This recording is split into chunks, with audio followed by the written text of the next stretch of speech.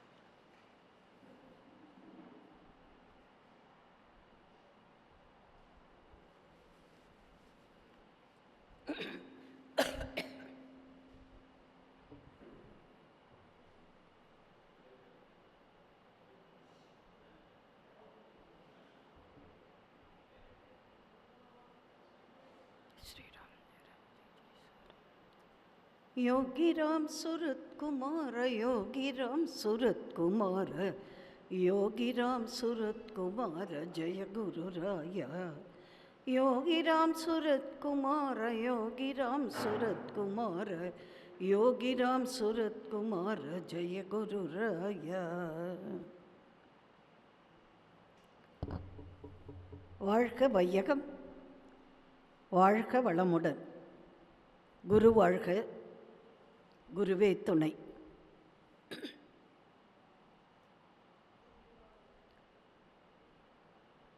சிவா திருச்சிற்றம்பலம்.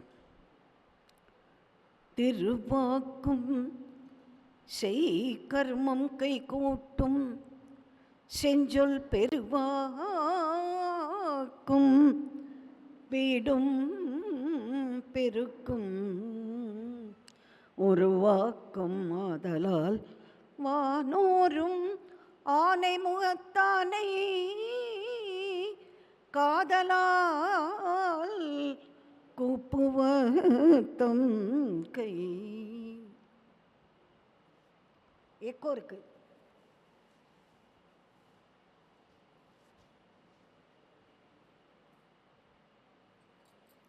ஷார்ப்பாக வைங்க. எக்கோ இருந்தால் ரெக்கார்டிங் சரியாக இருக்காது.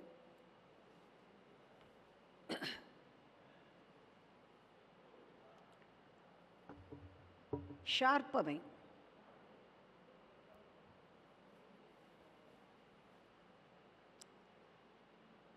உலகெல்லாம் உணர்ந்து ஓதற்கரியவன் நிலவுலாவிய நீர்மலிவேணியன் அலகில் சோதியன் அம்பலத்தாடுவான் மலர் சிலம்படி வாழ்த்தி வணங்குவாம். பூழியர்கோன் வெப்பொழித்த புகலியர்கோன் கடல் போற்றி ஆழிமிசை கல் மிதப்பில் அணைந்த பிரான் அடி போற்றி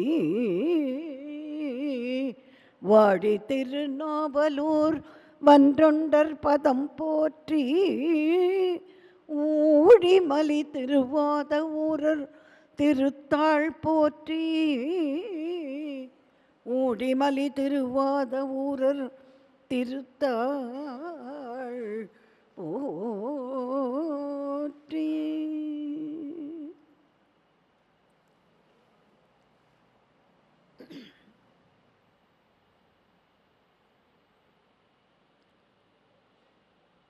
ஆன்மீக பெரியோர்களே, அருமை சகோதர சகோதரிகளே, வேத விற்பனர்களே, உங்கள் அனைவரையும் பணிவோடு தலை தாழ்த்தி நமஸ்கரிக்கின்றேன். பகவான் தெய்வீக குழந்தையாக அவதரித்து பல்வேறு அற்புதங்கள் இந்த பூமியிலே நடத்தி காட்டிய சித்தர் ஸ்ரீ யோகிராம் சுரத்குமார்ஜி. அவருடைய சன்னிதானம் பூஜ்ய ஸ்ரீ முரளிதர சுவாமிகள் இன்றைக்கு உலகம் முழுவதும் ராமநாமம் பரவுவதற்கு மற்றொரு அவதாரமாக நமக்கு கிடைத்திருக்கிறார். அவர்கள் எல்லாருடைய ஆசீர்வாதமும் நாமெல்லாம் இங்கே கூடியிருக்கிறோம். எங்கேயோ பள்ளத்தூரில் இருக்கிற எனக்கு இந்த உயரமான மேட்டூருக்கு வரும்படி பகவானுடைய சங்கல்பம். இன்றிலிருந்து ஒரு வாரம் பெரிய புராணம் என்கிற திருத்தொண்டர் புராணத்தை கொஞ்சம் அனுபவிக்க இருக்கிறோம். வாழ்க்கையில் காதை கடவுள் கொடுத்தது தோடு போடுறதுக்கு இல்லை, காதை கொடுத்தது வம்பு கேட்கறதுக்கு இல்லை, நல்லதை கேட்கறதுக்கு தான் காதை கொடுத்துருக்கான். வள்ளுவர் சொன்னார், எனைத்தானும் நல்லவை கேட்க, நல்லதை கேளுங்கோ. அது என்ன கொடுக்கும்னார், ஆன்ற பெருமை தரும். உனக்கும் பெருமையை தரும், நீ பிறந்த ஊருக்கும் பெருமையை தரும், உன் நாட்டுக்கும் பெருமையை தரும், நீ சார்ந்திருக்கிற இனத்துக்கு பெருமையை தரும். கேட்கணும். கேள்வி செல்வம்னு பேர். எங்களுக்கெல்லாம் ஒரு பாக்கியம். செட்டிநாட்டில் விவரம் தெரியாத 9 வயசு, விளையாடுற வயசு. ஒரு பக்கம் தியாகபிரம்ம மகோத்சவம், சங்கீதம் கேட்போம். இன்னொரு பக்கம் தமிழிசை மாநாடு என்று தேவாரம் திருமுறை கேட்போம். மற்றொரு புறம் பெரிய புராணம்,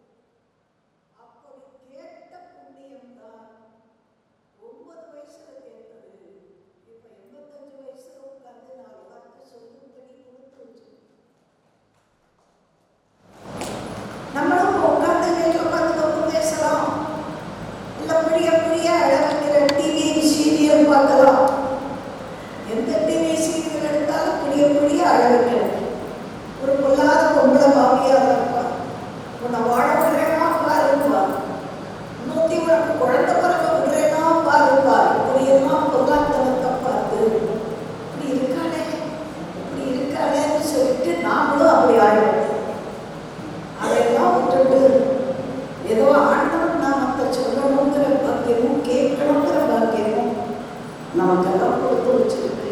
ஆகவே இந்த பாக்கியத்தை தந்த எல்லாருக்கும் சிறப்பாக பூஜை செய்யும் முரளிதர சுவாமிகள் அவருடைய பாதாரங்களை வணங்கி அற்புதமான ஆலயங்களை அதற்கான வேத பாராயணத்தில் நடக்கிற வேத விற்பந்தர்களை நமஸ்கரித்து நித்தியப்படி அற்புதமாக பூஜை நடத்துகிற நிர்வாகிகளை நமஸ்கரித்து உங்கள் சார்பாக இதை அழைத்த சகோதரர் ஸ்ரீ வினோத் அவர்களை நமஸ்கரித்து உங்கள் எல்லாருக்கும் என்னுடைய பணிவான வழக்கங்களை சொல்லி தொடங்குகிறேன். வார்த்தை கிளியராக கேட்குறதா? வார்த்தை கரெக்டாக வருதா? அதாவது அரசியல் கூட்டம்னா அது கேட்கறதோ கேட்கல, திடீர்னு ஒரு வாழ்க்கைனா எல்லாருக்கும் இவ்வளோ கேட்குது. திடீர்னு உற்சாகப்படுத்தி உணர்ச்சி வசப்பட்டுலாம். நாம் அப்படி இல்லை. பக்தி பூர்வமாக கேட்கறதுக்கு ஒரு வார்த்தையும் தெளிவாக இருக்காது. அதுக்காக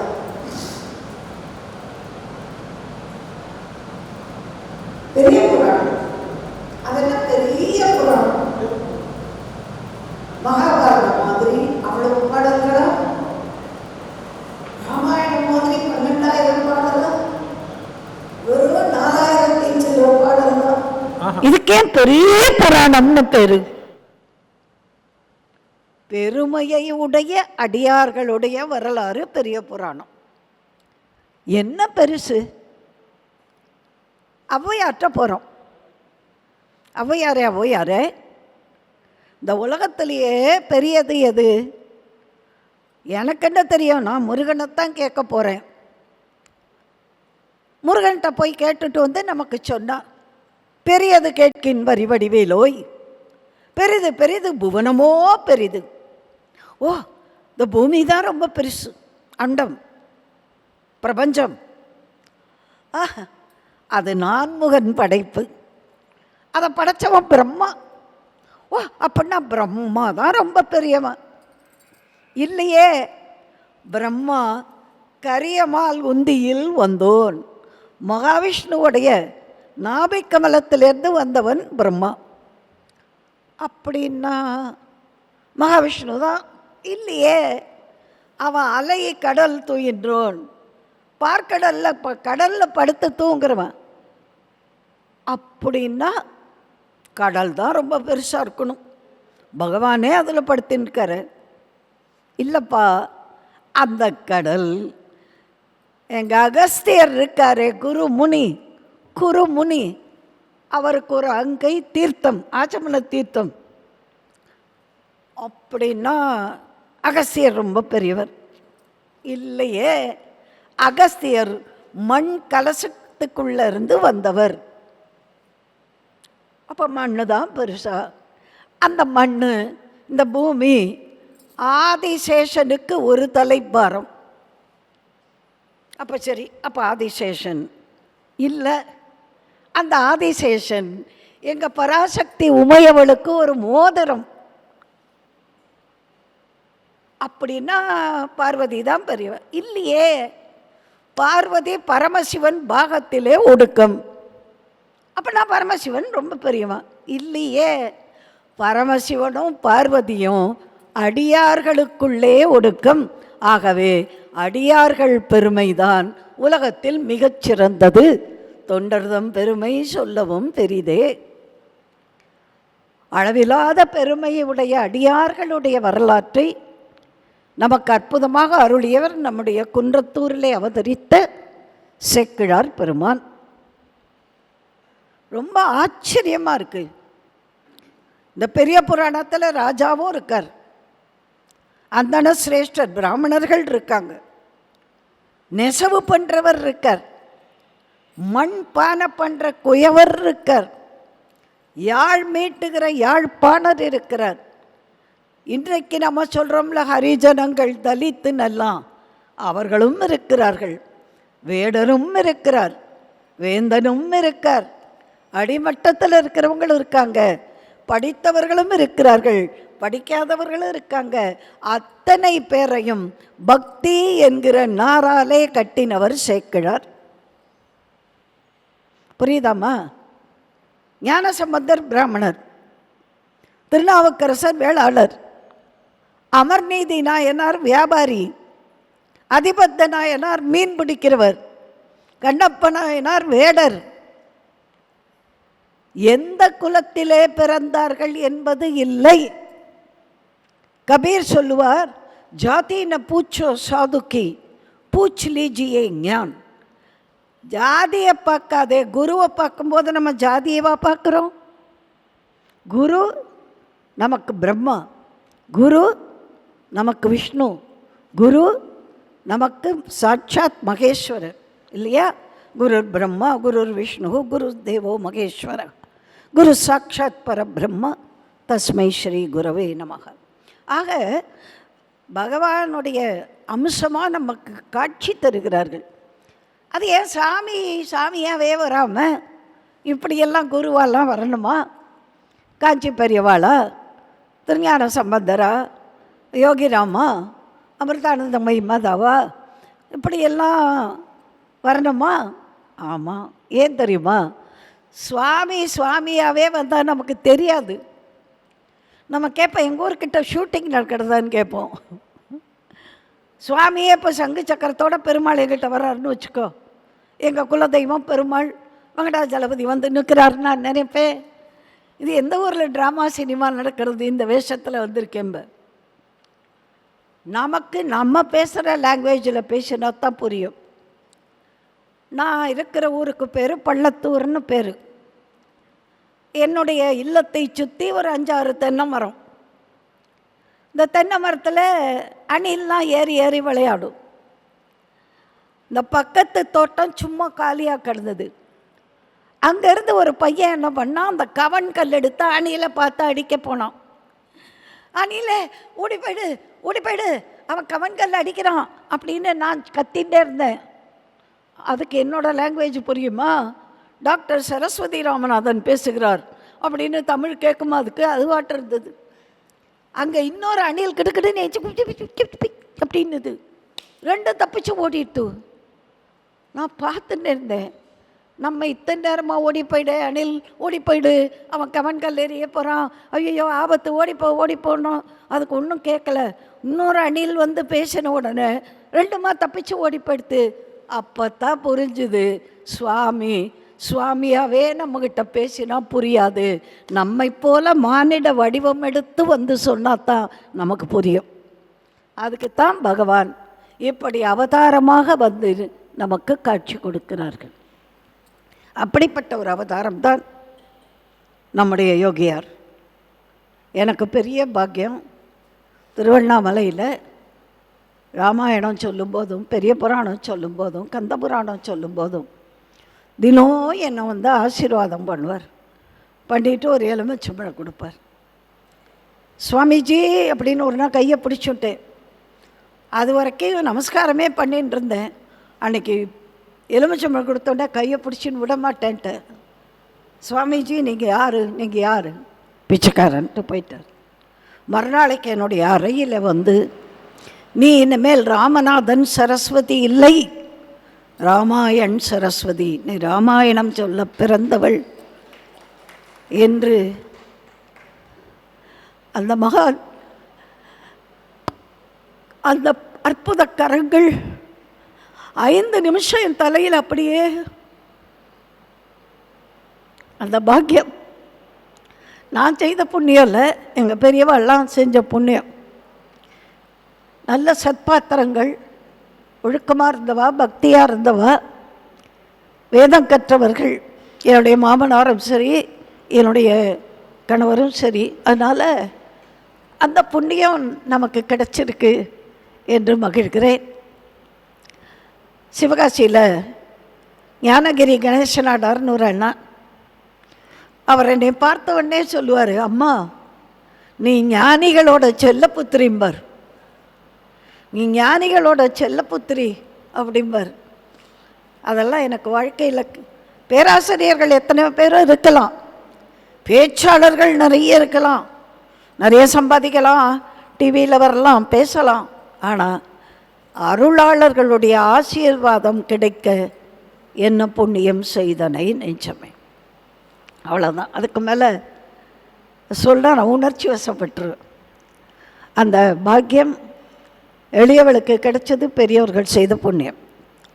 இன்றைக்கு நம்ம பார்க்க போகிற வரலாறு ஞானசம்பந்த பெருமான் வரலாறு. தாயும் சேயும். தாய்க்கு தானே முதல் இடம் கொடுக்கணும். இன்றைக்கி எல்லாரும் என்ன சொல்கிறோம், தாயில் சிறந்த கோவிலும் இல்லை, தந்தை சொல் மிக்க மந்திரம் இல்லை, அன்னையும் பிதாவும் முன்னறி தெய்வம், மாத்ரு தேவோ பவா. முதல்ல அம்மா தான் தெய்வம். அம்மா சொன்னா தான் அப்பா யாருன்னு தெரியும். இந்த பாரலா கண்ணு உங்கள் அப்பா அப்படிம்பா. சில பேர் அப்படி சொல்ல மாட்டா, இந்த ஆந்தமொழி முழிக்கிறாரே அவர் தான் உங்கள் அப்பாம்பா. ஆந்தமொழி முழிக்கிறாரு அவர் தான் உங்கள் அப்பா. இன்னும் சில பேர் அதை விட மோசமாக, இந்த திருட்டு மொழி முழிச்சுட்டு இருக்காரு அவர் தான் உங்கள் அப்பா. அப்படி அப்பாவை அறிமுகப்படுத்துகிறோம். பாக்கியம் அணுவனிலாவும் நானும் கூடினா திருவண்ணாமலையில் எப்போ பார்த்தாலும் ஞானிகளை பற்றி தான் பேசுவோம். உங்களுக்கு தெரியும் அணுவை. ஆக அணு எழுதுனா அவள் சொல்லுவாள், நீங்கள் பேசுவீங்க நான் எழுதிகிட்டே இருப்பேன் அப்படின்பா. எப்படியோ ஒன்று ஏதோ ஒரு வழியில் மக்களுக்கு நல்லதை போய் சொல்லணும். அம்மா கிட்டத்தட்ட 2400 பாட்டு ஞானசம்பந்தர் வரலாறு. பிள்ளை பாதி புராணம் பாதிம்பாங்க. யார் பிள்ளை? ஆளுடைய பிள்ளைன்னு பேரு. அவர் யாரு? சீர்காழி என்கிற திருத்தலத்திலே கௌண்டின்ய கோத்திரத்திலே பிராமணர் வீட்டில் பிறந்தவர். ஆனால் ஆளுடைய பிள்ளை. யாருக்கு பிள்ளை? உமையவள் பார்வதியினுடைய ஞானப்பால் குடித்த பிள்ளை. அதனால்தான் ஆளுடைய பிள்ளை. மா இந்த 4 பேர் இன்றைக்கு சமுதாயத்துக்கு நமக்கு வந்திருக்கலன்னா நம்மெல்லாம் திருநீர் பூச முடியாது, சிவசிவான்னு சொல்ல முடியாது, ராமானும் சொல்ல முடியாது, கிருஷ்ணான்னு சொல்ல முடியாது, எதுவுமே சொல்ல முடியாது. அப்படிப்பட்ட ஒரு நிலையிலே அம்மாண்ணா என்னை 10 மாதம் சுமந்தாள், இரத்தத்தையே பாலாக்கி கொடுத்தாள், நான் பட்டினியோடு இருந்தால் தாங்க மாட்டாள். எல்லாம் உண்மைம்மா. நம்மளாம் தாய்க்குள்ளந்தான், நமக்கு பெருமை தான். இந்த அப்பா இருக்கார, இவ குழந்தைய மட்டும் சுமப்பா, அந்த பாரத்தையும் மனசில் சுமக்கிறவர் அப்பா. ஒவ்வொரு நிமிஷம் இந்த குடும்பத்தினுடைய அத்தனை பேர் நலனையும் நினைக்கிறவர் தான் தந்தை. அவருக்கு வெளியே சொல்ல தெரியாது. அம்மா அழுதுடுவா, அவன் அழ முடியாமல் அமுக்கின்னு அழுவான். அதான் தந்தை. உண்மையிலேயே அவயத்தில் முந்தி இருக்க செய்யறதுல தந்தைக்கு எத்தனையோ இடம் உண்டு. ஆனால் தந்தையோட பாசம் தெரியாது. இந்த பொண்ணை கல்யாணம் பண்ணி கொடுத்துட்டு அம்மா கறி இப்படிம்ப இந்த அப்பாக்காரர் இருக்கார்ல,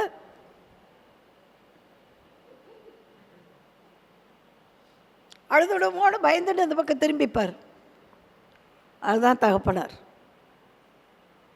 நமக்கு தகப்பன் பாசம் தெரியல, தாயோட பாசம் புரியறது அவருக்கு வெளியில் காட்டிக்க தெரியல. இப்போ இந்த தகப்பனார் என்ன பண்ணார், தோளில் தூக்கின்னு வந்துட்டார். இந்த அம்மா கேட்குறா, என்னாச்சு அப்படின்னா, உன் குழந்தை இப்போ சாதாரண குழந்தை இல்லைம்மா, அவனுக்கு ஞானப்பால் கிடச்சிருக்கு, அவன் பாடுறான் கேளுங்கிறாளாம். எல்லாரும் ஊரே கூட்டிகிட்டு தான். சிவபாத ஹிருதயரும் பகவதியும் பண்ணின புண்ணியம், இந்த குழந்தை போகும்போது சாதாரண குழந்தையா போச்சு, வரும்பொழுது சிவஞான சம்பந்த குழந்தையா வந்துட்டாரே, நம்ம ஊருக்கே பெருமை இல்லையா? ஒரு குழந்தை அவதரித்தா அந்த ஊருக்கே பெருமை இல்லையா? அம்மா, பீகார் ஒரிசா 2க்கும் பார்டரில் இருக்கிற ஒரு சிற்றூர், அங்கே யோகிராம் அவதரித்ததனால் அந்த ஊருக்கே பெருமை வந்ததல்லவா? ஒரு கேரளத்து கடற்கரையோரம் வள்ளிக்காவு என்ற ஒரு சின்ன கிராமம், அங்கே அமிர்தானந்த மைய மாதா அவதரித்ததனால் அந்த ஊருக்கே பெருமை வந்ததா இல்லையா? கடலூர் எல்லாருக்கும் தெரியும். ஆனால் நம்முடைய முரளிதர சுவாமிகள் அங்கே அவதரித்தாருங்கும் போது அந்த ஊருக்கு ஒரு பாக்கியம் வருதா இல்லையாம்மா? நல்லவங்க வந்து பிறந்தாலே அந்த ஊருக்கு பாக்கியம்.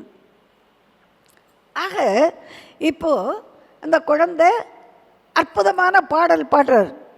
3 வயசு குழந்தை பாடுறதுன்னா என்ன அர்த்தம்? அதான் பூர்வ ஜென்மத்தினுடைய ஞானம். வள்ளுவன் சொல்லுவான், ஒருமைக்கண் தான் கற்ற கல்வி இழுமையும் ஏமாப்புடைத்து. 7 ஜென்மத்துக்கு தொடரும். பூர்வ ஜென்மத்தை தொடக்கலைன்னா முடியாது. சரி, 2000 சொச்சம் பாடல், அத்தனையோட கருத்தையும் 2 மணி நேரத்தில் சொல்ல முடியாது. முக்கியமான இடங்கள் மட்டும் சொல்ல போகிறேன். சீர்காழிக்கு பக்கத்தில் திருக்கோலக்காடு ஒரு ஊர். திருக்கோலக்கா சின்ன ஊர். சுவாமிக்கு பேர் தாளபுரீஸ்வரர், அம்பாளுக்கு பேர் ஓசை கொடுத்த நாயகி, துவனி பிரதாயினி. நல்லா கேட்டுக்கணும். சுவாமிக்கு பேர் தாளபுரீஸ்வரர்.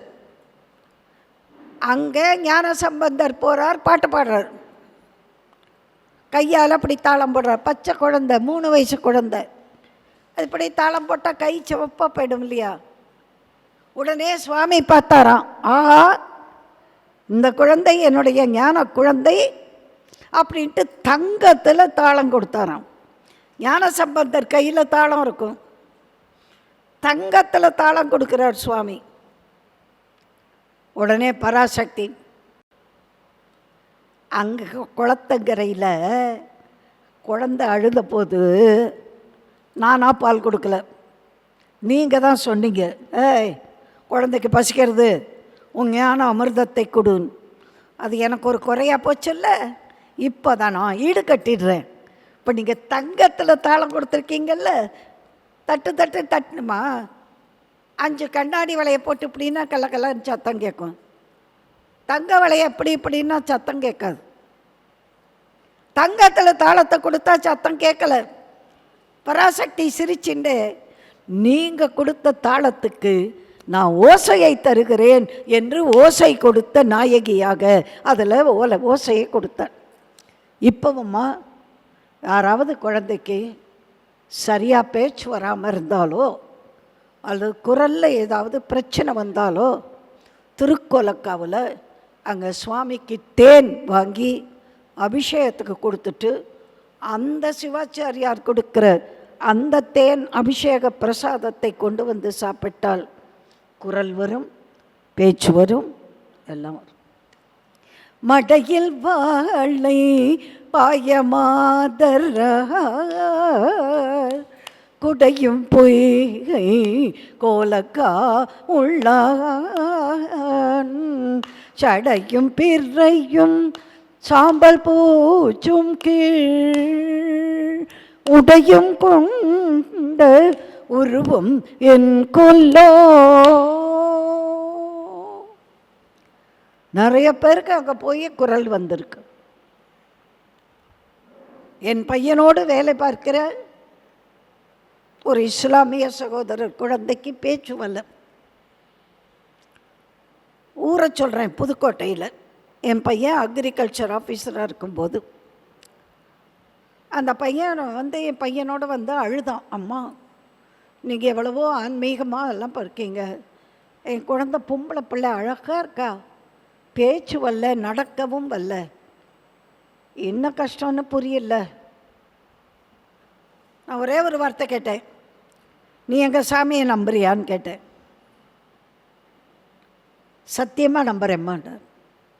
நான் கூட்டின்னு போகிறேன் சீர்காழி கிட்ட திருக்கோலக்காவுக்கு, நீ வரணும், உன் மனைவி வரணும், குழந்தை வரணும், வருவீங்களா? வரேன். ஏன் கார்லேயே அவங்கள கூப்பிட்டு போய் அங்கே ஞானசம்பந்த சிவாச்சாரியார், எனக்கு ரொம்ப பழக்கம் அந்த தம்பி, இந்த மாதிரி அவர் இஸ்லாமியர், நம்பி வந்திருக்கார், இந்த குழந்தைக்கு பேச்சு வரல, சரியாக நடக்க வரல, நீ சுவாமிகிட்ட அம்பாள்கிட்ட வேண்டி இந்த தேன் அபிஷேகத்தை கூட அவர் நம்பிக்கையோடு சாப்பிட்றேங்கிறார். நம்பிக்கையோடு வர நல்லா செய்வோம்மா அப்படின்னு சொல்லி நல்லா பூஜை பண்ணி அந்த தேன் அபிஷேக பிரசாதத்தை கொடுத்தார். இவருக்காக நான் தேன் வாங்கி போனேன், கொண்டே கொடுத்துட்டேன். அந்த நீங்கள் நம்புறீங்களா? இப்போ சொல்கிறேன், அந்த குழந்தை இப்போ பேசுகிற பேச்சுக்கு எனக்கு பதில் சொல்ல வரல, அவ்வளோ அழகாக பேசுகிறேன், நடக்கிறா. கல்யாணம் ஆகிடுத்து. அந்த பையன் ஃபோன் எடுத்தாலே தெய்வமே அம்மா, என்ன அம்மானு கூப்பிட மாட்டான், தெய்வமே இங்கேருந்தே வணங்குறேன், இங்கேருந்தே வணங்குறேன் அப்படிம்பா. என்ன ஷாஜகான்னு பேர், என்ன ஷாஜகான், ஐயோ உங்கள் பேத்தி பேசுகிற பேச்சுக்கு என்னால் பதில் சொல்ல முடியலம்மா, அப்படியே சந்தோஷம் பூரிக்குது. அப்போ எனக்கு எவ்வளோ சந்தோஷம் வருது. நம்பிக்கை தான். யானைக்கு பலம் தும்பிக்கையில், மனுஷனுக்கு பலம் நம்பிக்கை. அந்த நம்பிக்கை பலித்தது. ஆக திருக்கோலக்காவில் சுவாமி தாளத்தை கொடுத்தார், அம்பாள் ஓசையை கொடுத்தார். இப்படி எல்லா ஸ்தலங்களுக்கும் போய் பாடிக்கொண்டே இருக்கிறார். சீர்காழிக்கு ஞான சம்பந்தரை பார்க்க அப்பர் சாமி வர்றார். இது பச்சை குழந்தை, அவர் பழுத்த பழம். அதாவது அடியார்களுக்குள்ளே ஜாதி என்பதோ வயசு என்பதோ வித்தியாசம் கிடையாது. இவர் பச்சை குழந்தை, ஆனால் ஞானப்பால் குடித்த குழந்தை. அவர் யார்? உழவார பணி செய்கிற நாவுக்கரசர். இந்த குழந்தைய பார்க்கணும்னு முதல்ல சீர்காழிக்கு வர்றார். 2 பேரும் சந்திக்கிறாங்க. குழந்தைங்கிறாரு, அவர் காலத்தோட போகிறார், அப்பறேங்கிறார். இவர் மரியாதையை பாருங்க. இவரை ஞானப்பால் குடித்த குழந்தைன்னு காலத்தொட்டு கும்பிட வர்றாரு. அப்பறே, இன்னைக்கு எங்கள் அப்பா மாதிரி வயசு, நீங்கள் ஞான குழந்தைங்கிறார். இப்படித்தான் அடியார்கள் ஒருவரை ஒருவர் சந்திக்கும் போது யார் முன்னாடி வணங்குறதுன்னு பார்க்க மாட்டாங்க. முன்னாடியே தான் போய், ஏன் முன்னாடி வணங்கினதுனால உங்களுக்கு என்ன குறை? சில பேர் என்ன பண்ணுவாங்க தெரியுமா? வரான்னு தெரிஞ்சோடனே நம்ம பக்கத்தில் போய் நமஸ்காரம் அப்படின்னா அப்போ தான் பார்க்குற மாதிரி. படிப்பு எங்கே இருக்கிறதோ, பக்தி எங்கே இருக்கிறதோ, அங்கே வினயம் என்ற பணிவு இருக்கணும். நீ முன்னாடி வணங்கினா தான் உன்னை நான் பார்த்து வணக்கம்னு சொல்லுவேன்னு சொல்லக்கூடாது. வேதாத்திரி மகரிஷி அதை தான் சொன்னார். யார் கூப்பிடுறான்னு பார்க்காதே, வாழ்க வளமுடன், வாழ்க வளமுடன்னு சொல்லிடும். உங்கள் கூடுவாஞ்சேரிக்கு அவரால் பெருமை. இந்த இடத்துல அவதரித்தவர் தான், அவர் ஒரு மகான் தான். வள்ளல் பெருமானுடைய மறு அவதாரம்னு சொல்லலாம். இன்றைக்கி மனவளம், இன்றைக்கி மனசு சரியில்லாமல் தானே எல்லா பிரச்சனையுமே வருது, வக்கிரங்கள். சரி, இப்படி பல ஸ்தலங்களுக்கும் செல்லுகிற அப்போது அறத்துறையில் சுவாமி முத்துச்சிவிகையும் சின்னமும் கொடுத்து அனுப்புகிறார். என் குழந்தை நடந்து போகக்கூடாதுன்னு முத்துச்சிவிகை கொடுக்கிறார், அடியார்கள் சுமக்கிறார்கள். அந்த சிவிகையைத்தான் திருநாவுக்கரசர் பெருமான் பின்னால் திருப்பூந்துருத்தியில் சீர்பாதம் தாங்கினார். அப்பர் எங்குற்றார்? இந்த ஊருக்கு அப்பர் வந்திருக்காரம்மே திருப்பந்துருத்திக்கு அப்படின்னு குழந்தை கேட்குற பின்னால் நடந்த சம்பவம் சொல்கிறேன். உடனே அடியேங்கிறார் சாமி, அப்பர் சாமி. குழந்தை தவக்குன்னு குச்சிடுறார். சாமி, இது என்ன காரியம்? உங்களுடைய பாதம் தாங்கும் பாக்கியம் பெற்றேன்கிறார். உடனே ஓஹோ, அவர் பிராமணர், இவர் வேளாளர், இந்த ஜாதியெல்லாம் கிடையவே கிடையாது. சேக்கிழார் பெருமான் யார்? அவர் வேளாளர்.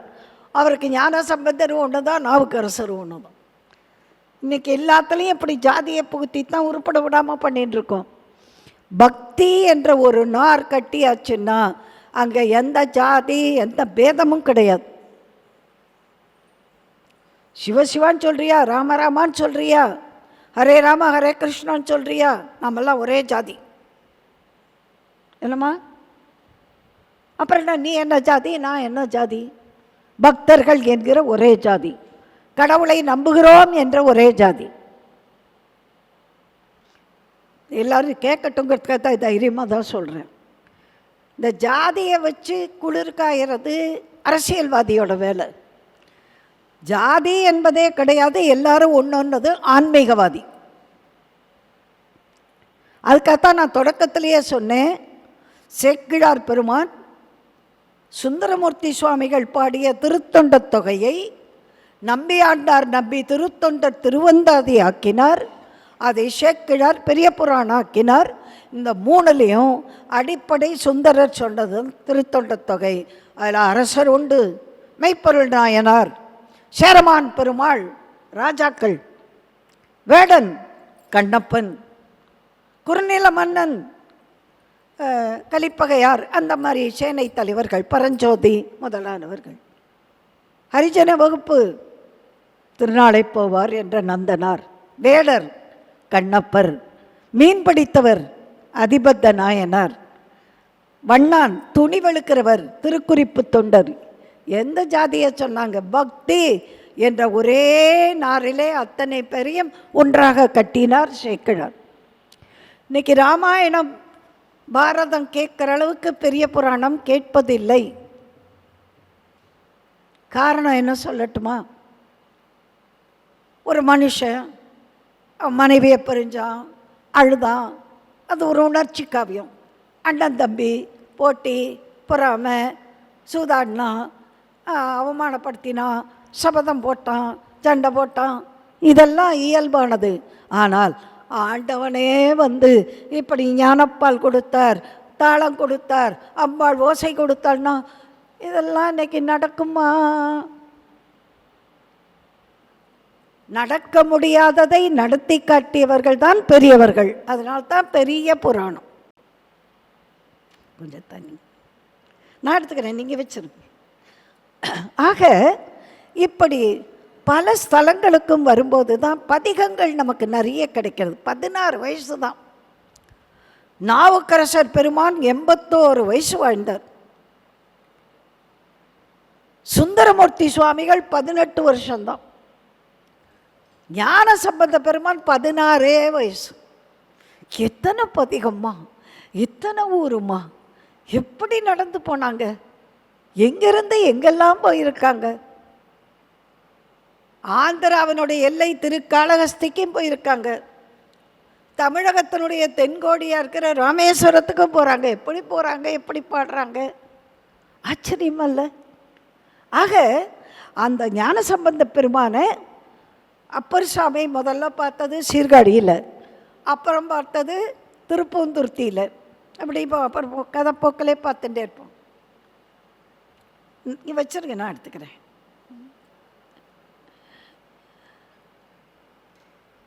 ஆமாம், ஒவ்வொரு காரணமும் ஒரு பதிகம் நமக்கு கிடைக்கிறது. இப்போது திருச்செங்கோடு போகிறாங்க, அங்கே பூரா விஷ ஜுரம். இந்த இப்போ கொரோனான்னு ஒன்று வந்தது தெரியுமா? அவன் எவன் பரப்புனா எப்படி பரப்புனான்னு தெரியாது. எல்லாம் வாயை பொத்தாதவன்லாம் பொத்திட்டு வந்தான்.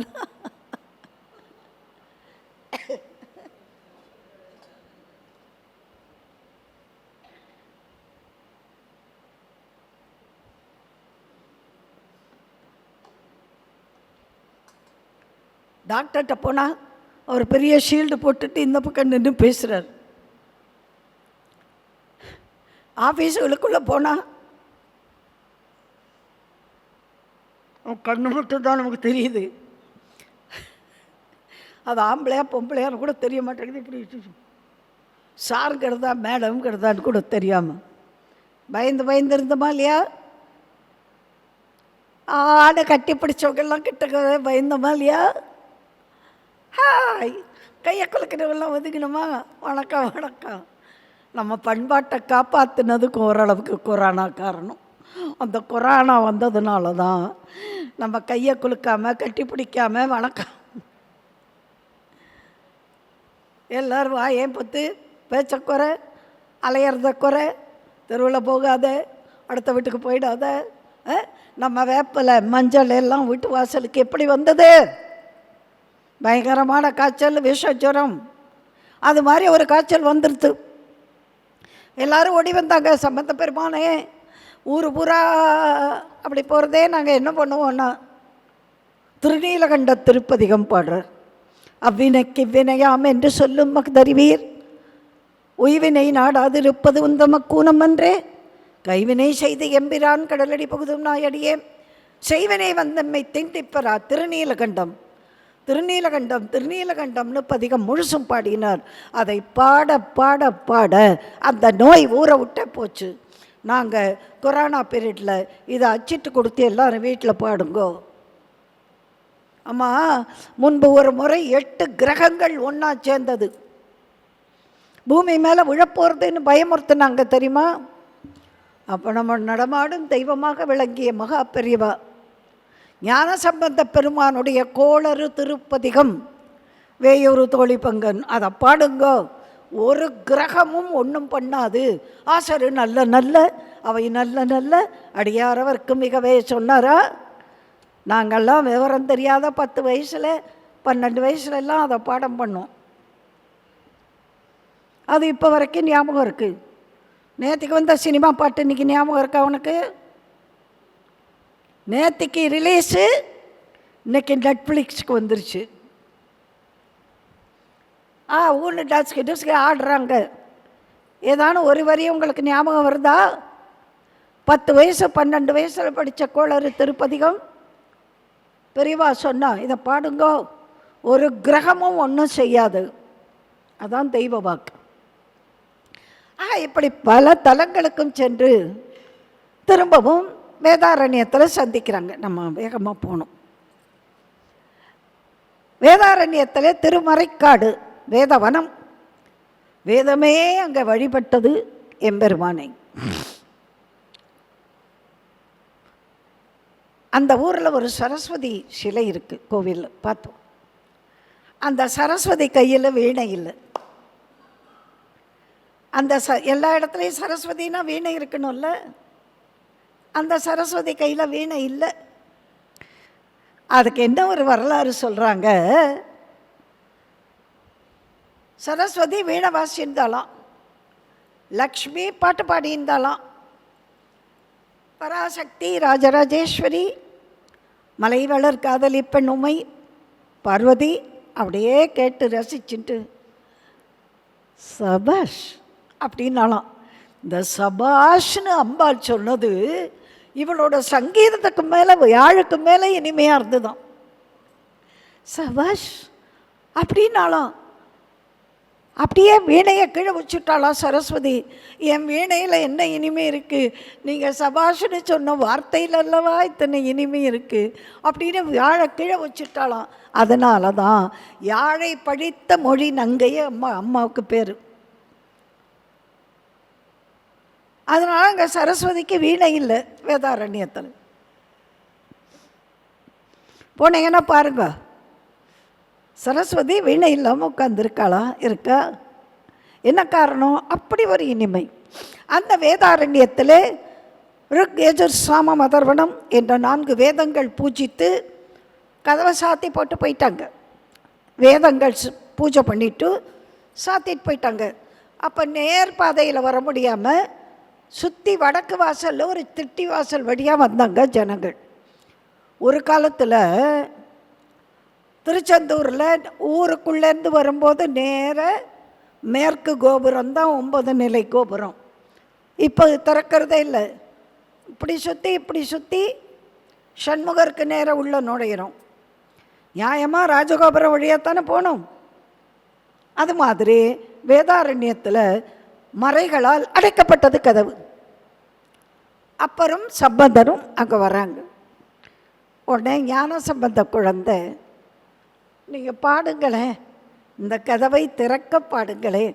பண்ணின் நீர் மொழியாள் உமை பங்கரோ மண்ணிலார் வலம் செய் மறைக்காடரோ கண்ணினால் உமை காண கதவினை திண்ணமாய் திறந்தருள் செய்மினே.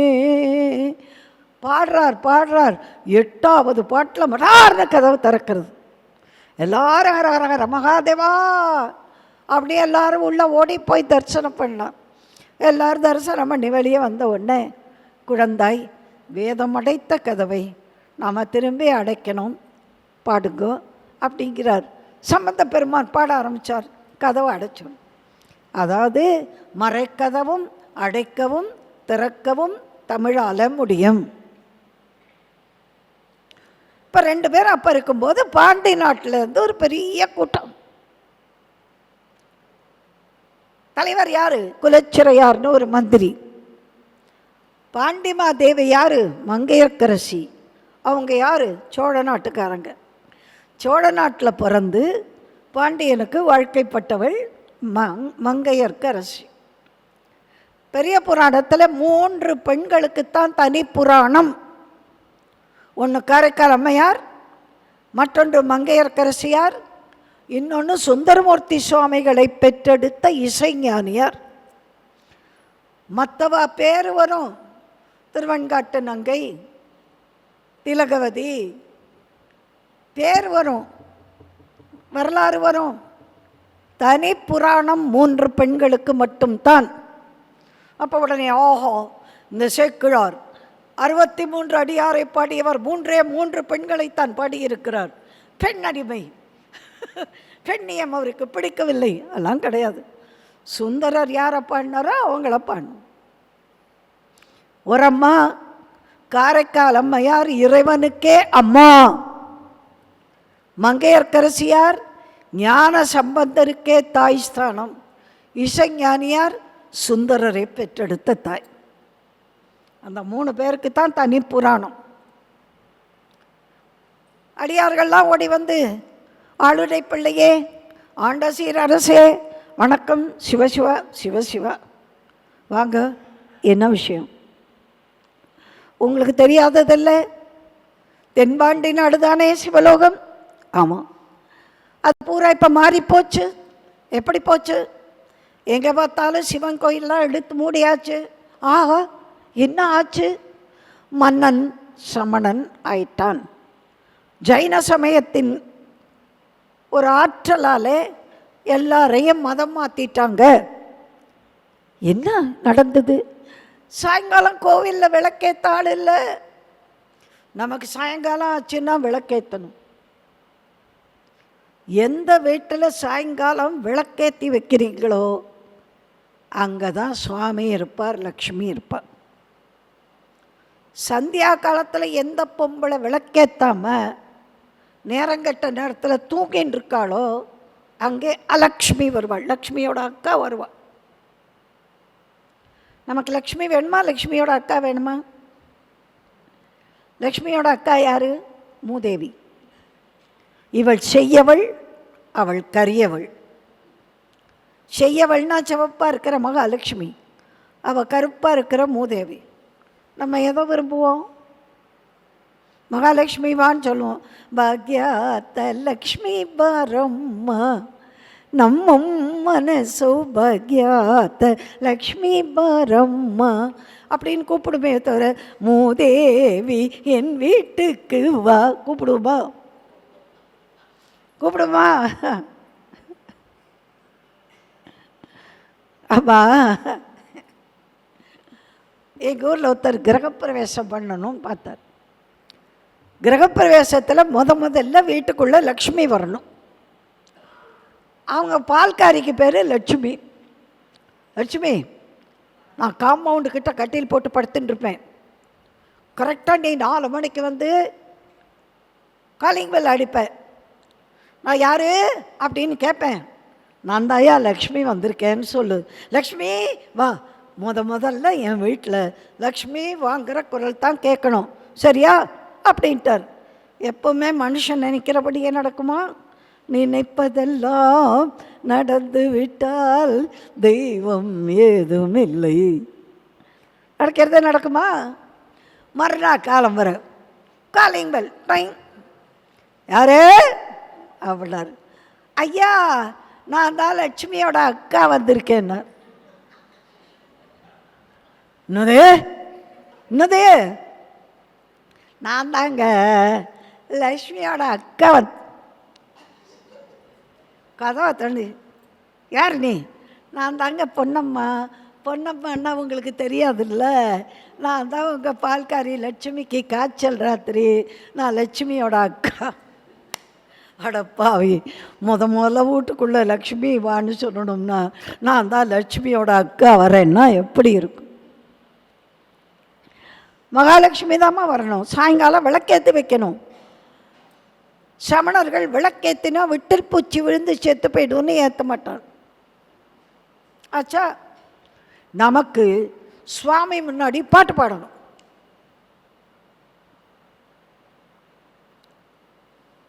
யோகியாருக்கு பாட்டு ரொம்ப பிடிக்கும். நான் திருவண்ணாமலையில் ராமாயணம் சொல்லும்போது யோகியார் வந்து அப்போ ஆசிரமெல்லாம் கட்டலை, சிவகங்கை குளத்தில் தான் இருப்பார். இந்த உடுப்பி ராமச்சந்திர உபாத்தியாயா தான் சாப்பாடு கொடுத்து விடுவார். ஒரு நாள் சாப்பிடுவார், ஒரு நாள் சாப்பிட மாட்டார். இந்த உபாத்தியாயா அவர் அவ்வளவு இனம் கண்டு சொன்னவர். அவர் பெரிய மகான். அவளுக்கெல்லாம் புரியலை, பின்னால் தான் திருவண்ணாமலைக்கு புரியும்னு சொல்லுவார். அப்போது என்னுடைய அறையில் வந்து காவோ பாடுங்கிறாரு. நானும் ராமாயணத்தில் தெரிஞ்ச பாட்டெலாம் சாப்பிட, துளசி ராமாயணத்தில் பாடுங்கிறாரு. அப்புறம் தோகா பாடுங்கிறாரு. அவரும் பாடுறாரு. 2-2.5 மணி நேரம் போனதே தெரியல. ஒரு 10 சிகரெட்டாவது குடிச்சிருப்பார். எனக்கு எங்கேயாவது டிரைவர் சிகரெட் குடித்தா நான் பஸ்ஸில் உட்கார மாட்டேன், மூச்சு திணறும். நான் வேகமாக நான் ரொம்ப தைரியமாக ஆள். நேராக டிரைவர்கிட்ட போவேன். சார், கொஞ்சம் சிகரெட்டை கீழே போடுறீங்களா? இல்லைம்மா, மூச்சு திணறு சார். உங்களுக்கு மூலம் நல்லது சார், எனக்காக இல்லை சார், உங்கள் குடும்பத்துக்கு நீங்கள் வேணும் சார். Cigarette குடிக்காதீங்க sir. நீங்கள் என்ன டாக்டர் மாவா? ஆமாம் ஆமாம், நான் டாக்டர் சரஸ்வதி ராமநாதன். அப்போ நான் டாக்டர்னு சொல்லிப்பேன். நான் டாக்டர் பட்டம் வாங்கினவ தானே, ஆனால் நான் மெடிக்கல் டாக்டர் இல்லை. ஆமாம், நான் டாக்டர் தான் அப்படிமே. அவள் வேண்டாம் வெறுப்பா கீழே போடுவார். அப்படி யாராவது பஸ்ஸில் டிரைவர் சிகரெட் குடித்தா நான் திணறுதும்பேன். என்னோடய அறையில் இப்படி ஏத்தாப்பில் யோகி உட்காந்து ஒரு 10 சிகரெட் குடிச்சிருப்பார், 10 டீ குடிச்சிருப்பார். ஒவ்வொரு டீ குடிக்கும்போது நானும் குடிக்கணும்பார். எனக்கு ராத்திரி பிரசங்கத்துக்கு போனால் இவ்வளோ டீ குடித்தா ராத்திரி என்ன ஆகும்? வேண்டாமே தும்பி பிஓம்பார். உடனே உபாத்தியாயா 2 பேருக்கும் கொடுப்பார். நான் சொல்ல எனக்கு கொஞ்சமாக கொடுக்கணும், நிறைய கொடுப்பார் எனக்கு. ஆனால் எனக்கு ஒன்றுமே செய்யலை. அதான் அதிசயங்க. யாராவது ஒரு சிகரெட் குடித்தா நான் தவிப்பேன், கிடந்து மூச்சு திணறதும்பேன். எங்களுக்கு யாருமே எங்கள் வீட்டிலலாம் அந்த பழக்கம்லாம் கிடையாது. அப்படி தைரியமாக நான் மற்றவங்களை கண்டிப்பேன். சுவாமிஜி குடிச்சுட்டே இருக்கார் சிகரெட்டை, அப்புறம் டீ குடிக்கிறார். டீ தும்பி போங்கிறார். அவர் குடிக்கும்போதெல்லாம் நானும் டீ குடிக்கணுங்கிறார். அவ்வளோ பாட்டு பாடியிருப்பேன். எப்படி தான் பாடினேன்னு தெரியாது. அவ்வளோ பாட்டு நானும் என்னெல்லாமோ பாடுறேன்.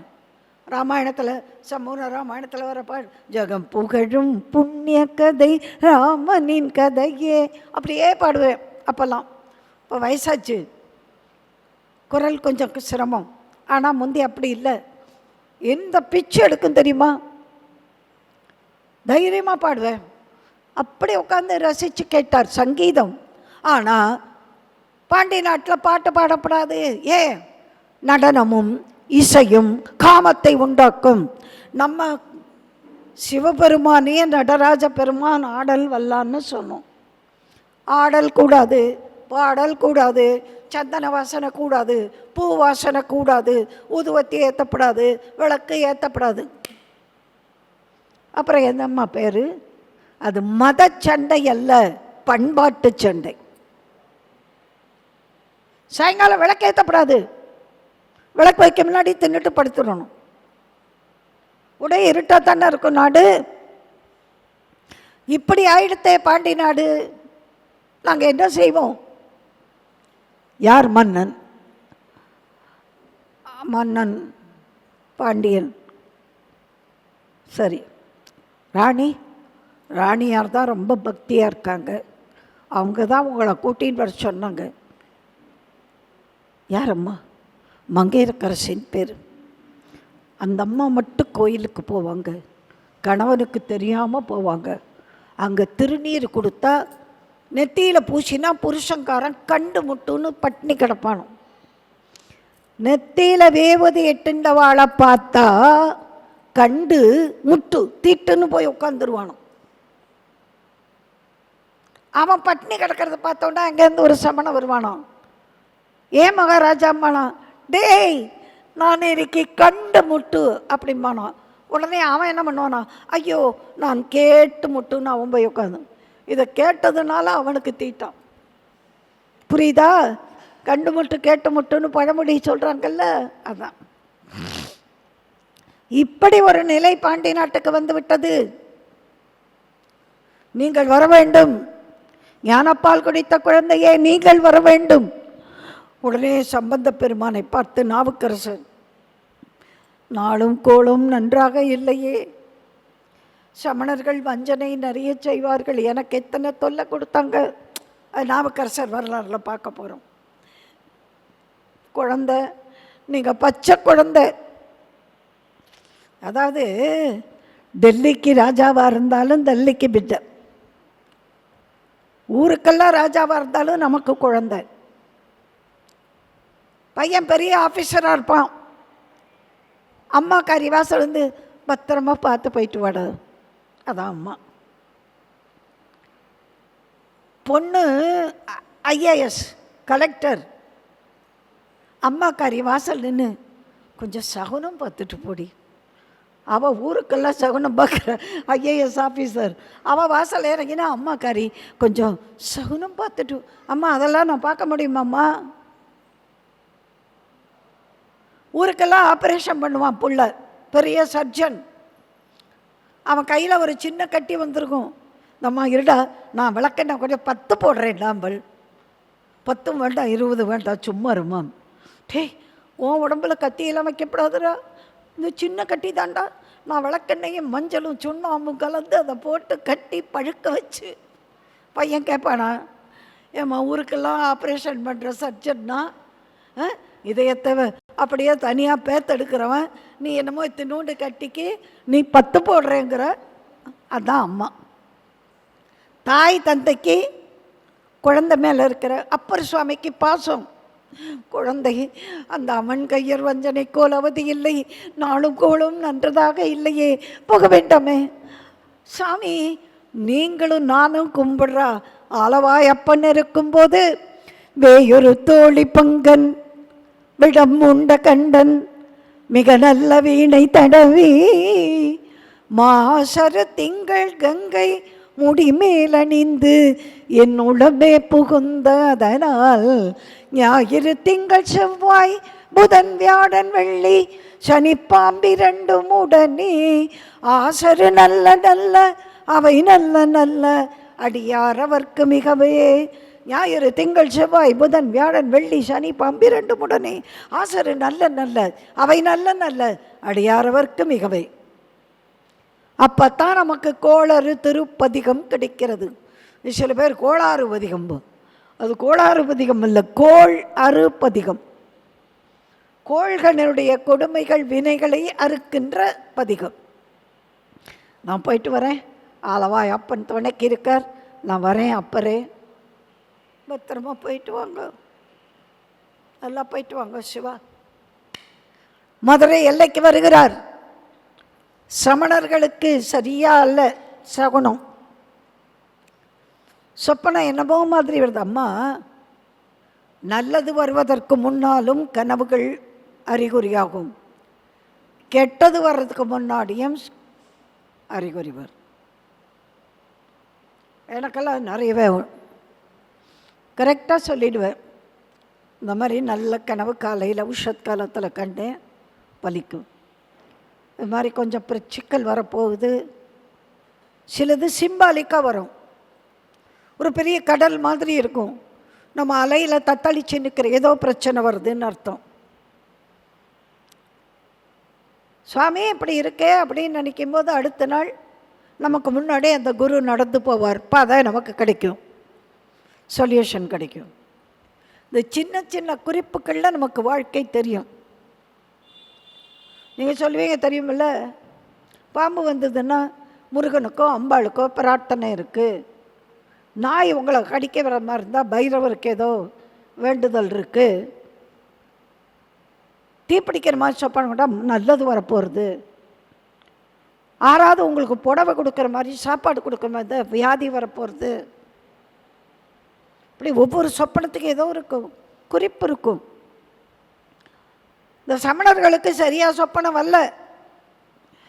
எங்களுக்கு ஏதோ ஆபத்து வரப்போகிறது மன்னா, யாரோ வராராமே சீர்காழியில் ஞானப்பால் குடித்த குழந்தையாம், சின்ன பச்சை குழந்தையாம், 12 வயசு 13 வயசு தானா, என்னமோ அதிசயமெல்லாம் பண்ணுவாராம்.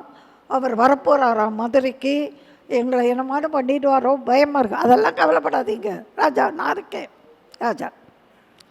அப்போது பாண்டிமாதேவியும் குலச்சிறையாரும் ஞான சம்பந்தர் வரப்போகிறாருங்கிறதே எப்படி ராஜா? ராஜா உத்தரவு இல்லாமல் ஊருக்குள்ளே வர முடியாதே. கணவனுக்கு தெரியாமல் மனைவி செய்யப்படாதே, அது அந்த காலம். இப்போ கணவனுக்கு தெரியாமல் மனைவி எல்லாம் செய்கிறான். சில அம்மா சில டிவி வாதங்களில் சில பொம்பளைகள்லாம் பேசுகிறத பார்த்தா நம்ம தமிழ்நாட்டில் தான் இருக்கோமான்னு சந்தேகமாக இருக்கு. ஒரு பொம்பளை சொல்கிறா, எங்கள் வீட்டுக்காரர் ஃபோனில் இன்ஸ்டாகிராமா டெலிகிராமா எல்லாம் எங்கிட்ட தான் இருக்குது, அவன் எனக்கு தெரியாமல் அவர்கிட்டையும் பேசிட முடியாது. நீ பொசசிவாக இரு, நல்லது தான். ஆனால் புருஷக்காரனை அவ்வளவு அடிமையாக வாக்குறது, ஒரு ஃபோன் கூட அவன் சுதந்திரத்துக்கு கிடையாதுன்னா அவனுக்கு என்னத்துக்கு ஃபோனு? அம்மா சம உரிமைங்கிறது எதில் இருக்கணும்? ஐயா நான் வேலை பார்க்குறேன், கொஞ்சம் ஹெல்ப் பண்ணுங்க, நான் அவசரமாக சமைக்கிறேன்னா கொஞ்சம் இந்த காயை வெட்டி கொடுங்க, தப்பே கிடையாது. எனக்கு கொஞ்சம் கையில் வலிக்கிறதுங்க, கொஞ்சம் தேங்காய் துளி, தப்பே கிடையாதும்மா. உதவி செய்யுங்கன்னு கேட்குறது தப்பே கிடையாது. அதுக்காக நான் புடவையை அவுத்து போடவே என்னை மடித்து வைக்கண்டா, துவச்சி போடுறான்டா, அவன் வேலைக்காரன் மாதிரி. இப்போ வேறு வழி இல்லை, லட்சக்கணக்கில் பொண்டாட்டி சம்பாதிக்கிறான், உடனே அவன் அடிமையாயிடுறான். அதை சொன்னால் அம்மா கறி பல்லாதவளாயிடும். உண்டா இல்லையா அம்மா? உரிமைங்கிறது எதில் இருக்கணும்? பரஸ்பரமாக விட்டு கொடுக்கணும், புரிஞ்சுக்கணும். அவள் ரொம்ப களைச்சி தூங்குறாள, நீ தூங்குமா, நானே காப்பி போட்டுக்கிறேன் அப்படின்னு பாலை காய்ச்சி போட்டுனா பரவாயில்ல. இப்போ சினிமா டிவி விளம்பரம்னா ப்ரூ போடுறது, நெஸ்கே போடுறது ஆம்பளை தான் போடணும். இவன் சாப்பிட்டு பார்த்துட்டு பர்ஃபெக்ட், இவன் சர்டிஃபிகேட் கொடுக்கணும் பர்ஃபெக்ட். அது மாதிரி இப்போ காலம் மாறி போச்சு. எங்கள் காலத்தில் நாங்கள் காப்பி போட்டு மாமா அப்படின்னு நீட்டிகிட்டு இருந்தது ஒரு காலம். அது ஒரு காலம். அதுக்காக அவங்க அடிமைப்படுத்தினாங்கன்னு அர்த்தம் இல்லை. நம்ம போட்டு கொடுத்தவங்க நல்லா இருக்குன்னு சொன்னால் ஒரு சந்தோஷம், தப்பு கிடையாது. ஒருத்தருக்கு ஒருத்தர் உதவலாம்.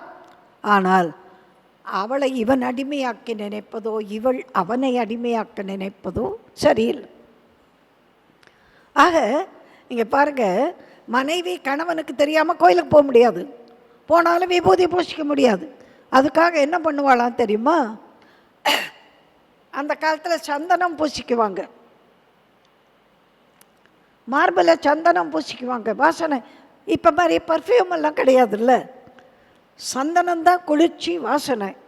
அந்த சந்தனத்துக்குள்ளே விபூதியை போட்டு கலந்து கொள். கணவனுக்கு தெரியாதுல்ல விபூதி பூசினுக்கான்னு. முத்தின் தாழ்வடமும் முழு நீரும் சந்தனச்சேரும் பக்தியாலனியும் பாண்டிமாதேவி. திருநீரும் பூச்சின்ற மாதிரியாச்சு. கணவன் கண்டு மட்டும் சொல்லப்படாதே, அதுக்காக சந்தனத்துக்குள்ளே கலந்து மார்பில் பூசிக்குவாளும். அப்பேற்பட்ட அந்த பாண்டிமாதேவி ஞானசம்பந்தர் வர்றார்னு எப்படி சொல்லலாம் அப்படின்னு நினைச்சுன்னு இருக்கும்போது இந்த சமணர்கள்லாம் அவங்கெல்லாம் மடத்தில் தங்கியிருக்காங்க. என்ன பண்ணலாம் ராஜா? விரட்டி விட்டுருங்க. விரட்ட முடியாது. புழு செத்து போகும்னு விளக்கு வைக்கப்படாது, பூச்சிகள் மிதிப்படக்கூடாதுன்னு மயில் பீலியாக தடவணும். ஆனால் சிவனடியார்கள் மடத்தை கொளுத்தலாம். எவ்வளவு பாருங்க. அதனால்தான் சம்பந்தருக்கு அவ்வளவு கோபம். ஒவ்வொரு பதிகத்திலையும் சமணரை திட்டுவார், கொல்லாம.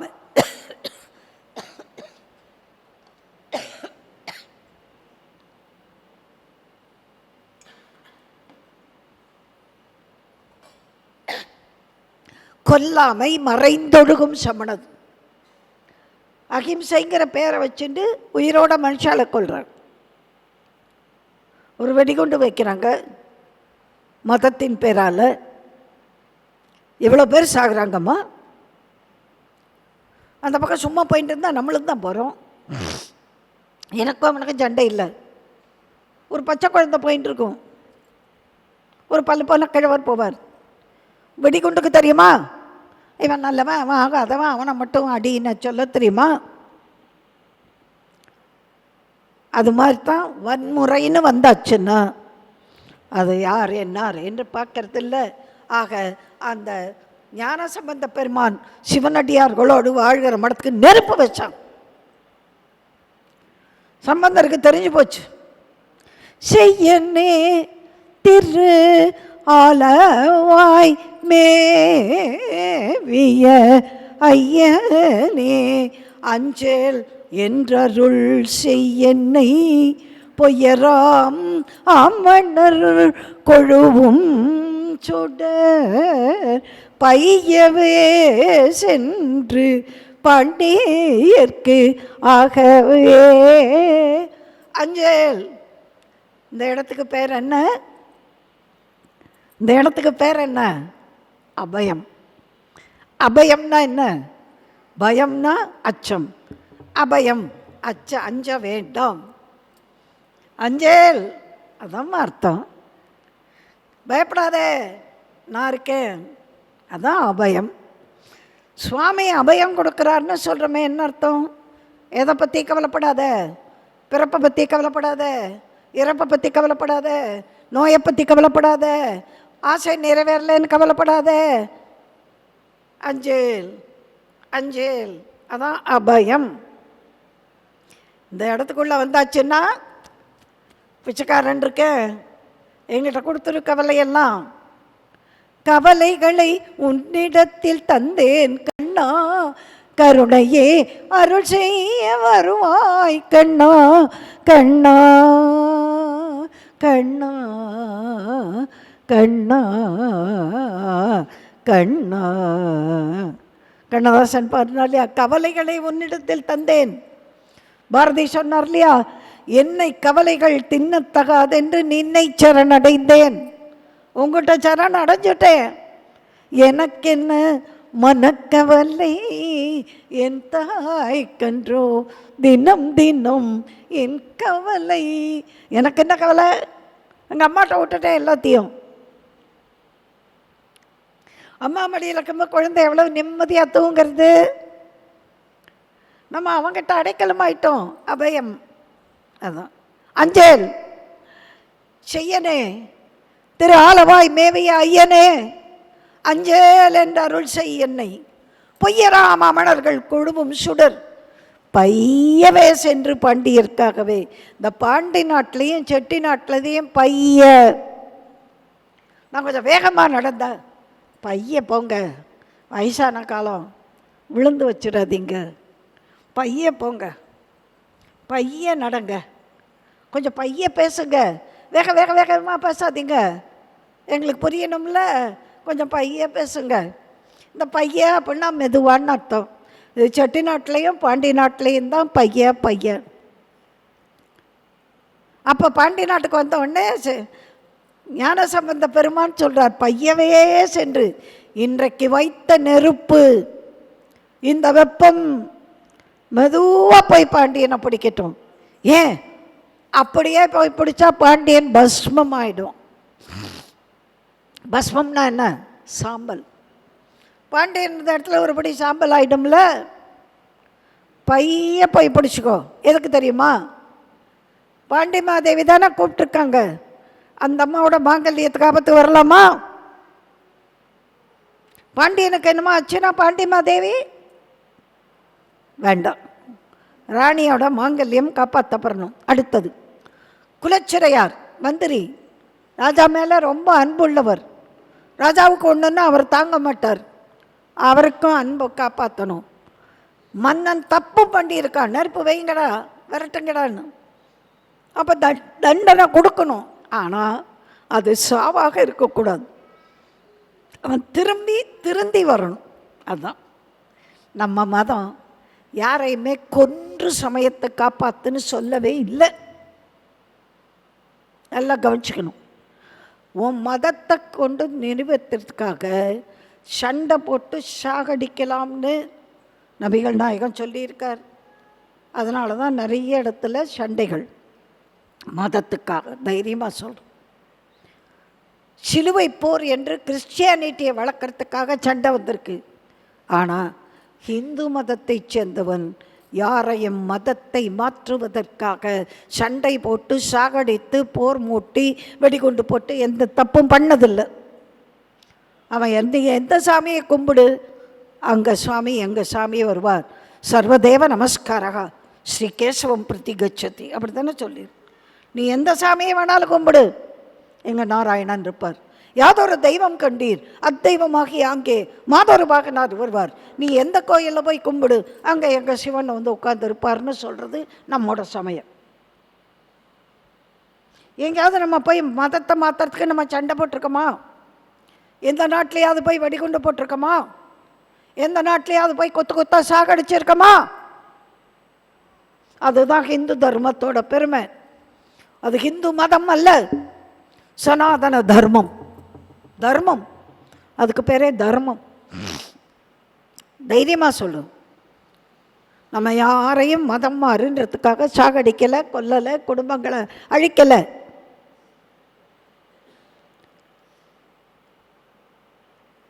அப்போ நீ மெதுவாக போய் பிடிச்சிக்கொண்டார். மன்னன் வயிற்றுல நெருப்பா, வயிற்று வலி சூளை, குடரோடு தொடக்கி முடக்கிடு வயிற்று கொல்றது, துடிக்கிறான். இப்படி ஆயிட்டான், நிமிர முடியல. இந்த வயிற்று வலி வந்த அப்படி தானே. சமணர்கள் வந்தார்கள், நாங்கள் வருகிறோம், மந்திரித்து மயில் பீலியால் தடவினார்கள். அந்த மயில் பீலியை கருகி போயிடுத்தோம். அவ்வளவு நெருப்பு மாதிரி வயிறு. ராணி துடிக்கிறா, மன்னா எனக்கு என்னமோ ஞான சம்பந்த குழந்தை வந்தால், அவர் பார்வைப்பட்டால், அவர் பஞ்சாட்சரம் சொன்னால் உங்களுக்கு இந்த நோய் போயிடும்னு தோணுது. காரணம், சிவனடியார் வாழ்கிற மடத்துக்கு நெருப்பு வச்சாங்க இல்லையா, அந்த நெருப்பு தான்.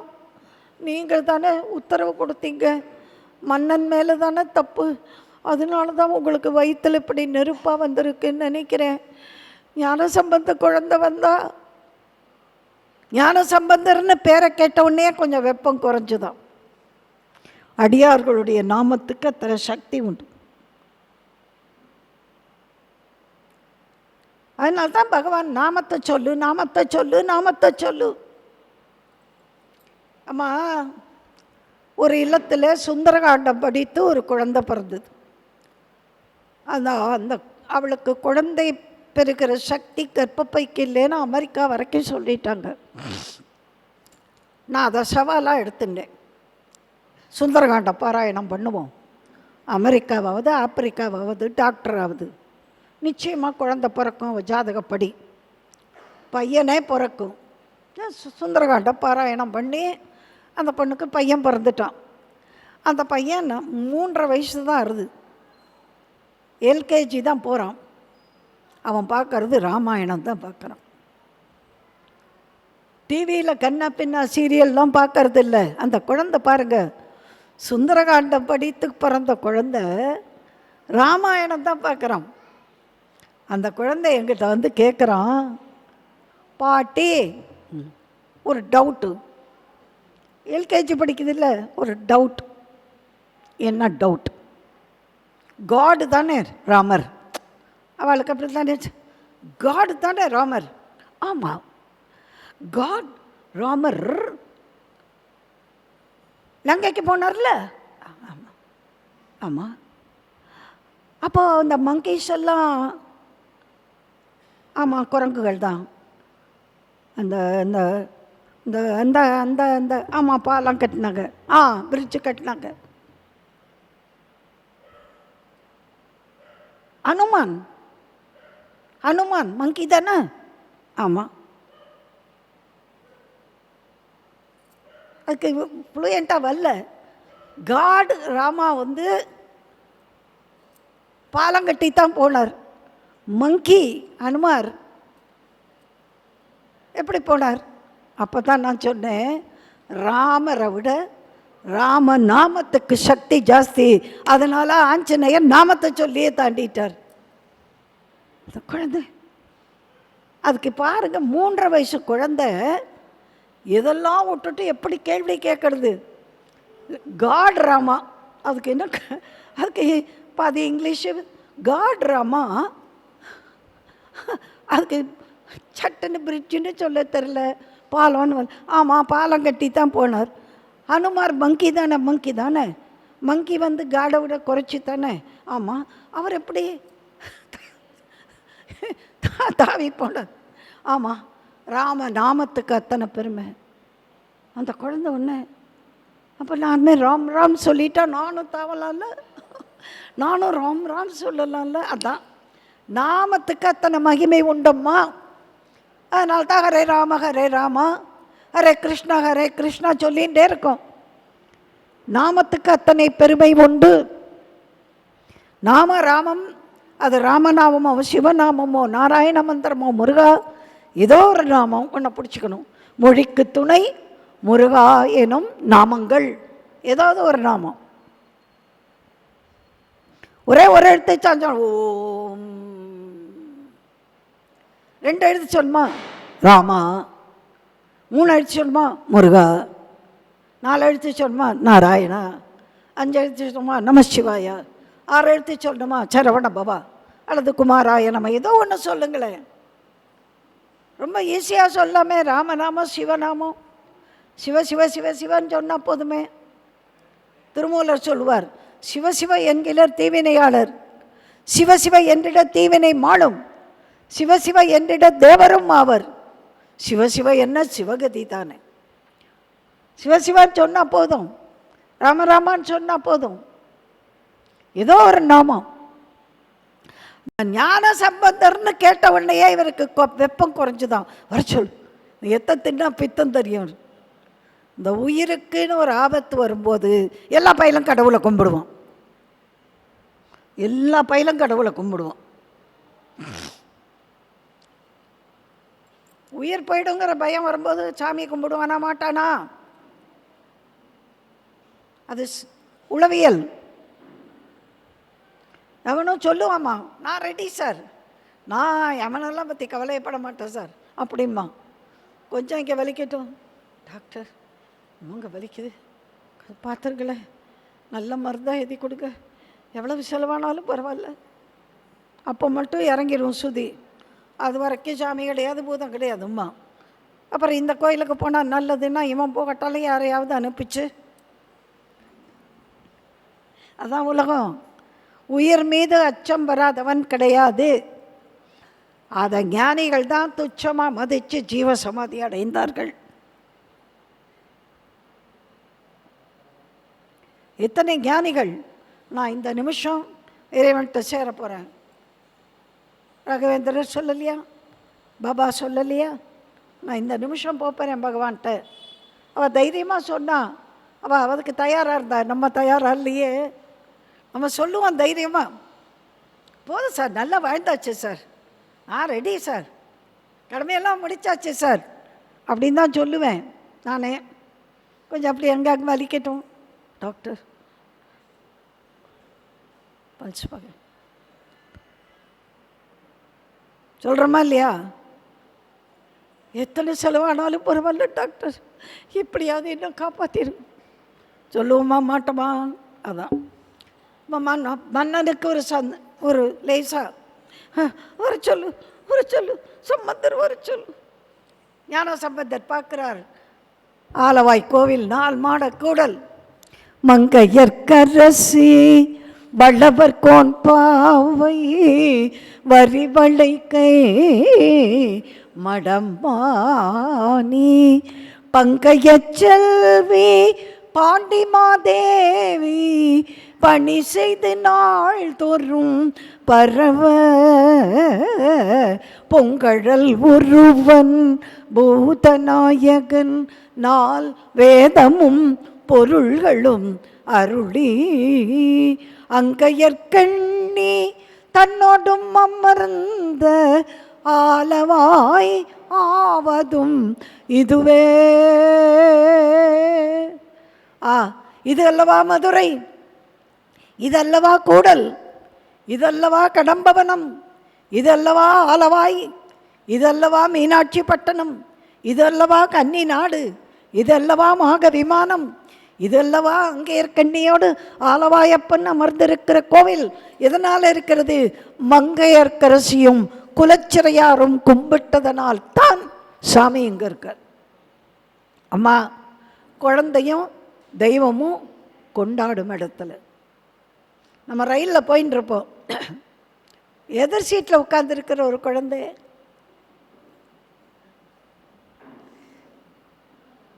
கொஞ்சம் கூப்பிட்டு மடியில் வச்சு கொஞ்சின்னு இருந்தோம்னா, சில பேர் வாட்ட குழந்தை வருமா, கூப்பிட்டாலும் வராது. கொண்டாடினா தான் குழந்தை வரும், கும்பிட்டா தான் அங்கே சாமி வருவார். மண்டபத்தை கட்டி போட்டார். சுவாமிஜியோடைய சகோதரர் வாரிசு அழகாக கட்டி போட்டார். கட்டி போட்டு பூட்டி போட்டுட்டு அது பாட்டு தூசி அடைஞ்சிட்டு இருந்தால் சுவாமி இங்கே வருவாரா? வரணும். வியாழக்கிழமை வியாழக்கிழமை சத்சங்கம், சுவாதி நட்சத்திரத்தில் அன்னதானம், ஏதாவது அப்பப்போ வேத பாராயணம், பூஜை நடக்கத்தாம்மா சுவாமி இருப்பார். உண்டா இல்லையா? அதான் குழந்தையும் தெய்வமும் கொண்டாடும் இடத்துல. அங்கையர்கண்ணி தன்னோடும் அமர்ந்த ஆலவாயாவதும் இதுவே அப்படின்னு மகிழ்ந்து உள்ளவரார். அந்த அம்மா பச்சை குழந்தையா இருக்காரு. இந்த குழந்தையவா நான் சமணரோட சண்டை போட கூப்பிட்டேன், பச்சை குழந்தையா இருக்காரு. அதான் தாய்மை. உடனே அம்மா கவலைப்படாதே, நீ கும்பிடுற ஆளுவாயப்பனும் அங்கே இருக்க, நீ எனக்கு துணைக்கி இருக்க மாட்டாங்களா?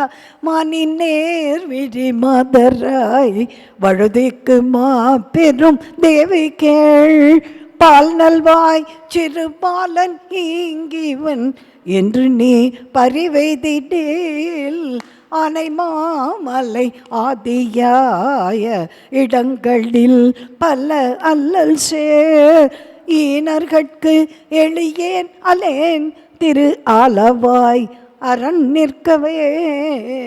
ஆலவாய் அப்பன் இருக்கார், சொக்கநாதர் இருக்கார், மீனாட்சி சுந்தரேஸ்வரர் இருக்கார். எனக்கு கவலை இல்லைம்மா, நீ கும்பிடுறே இல்லைம்மா. ஞான சம்பந்தர் அப்படி நிற்கிறார். பாண்டிய மன்னர் அவரை பார்த்த உடனே கொஞ்சம் கொஞ்சமாக வெப்பம் குறையிறதான். இந்த பக்கம் சமணர்கள், மன்னா நாங்கள் தான் மந்திரிச்சிருக்கோம், நான் தான் தெரியுமே, உங்கள் மயிர்ப்பிலேயே கருகி போயிடுத்த, கொஞ்சம் தள்ளி போங்க. என்னோட வெப்பு நோய், என்னோட தப்புனால் வந்தது வெப்பு. தப்பு பண்ணார்ல, நெருப்பு வச்சு கொளுத்தி வரட்டுங்கடான்னு.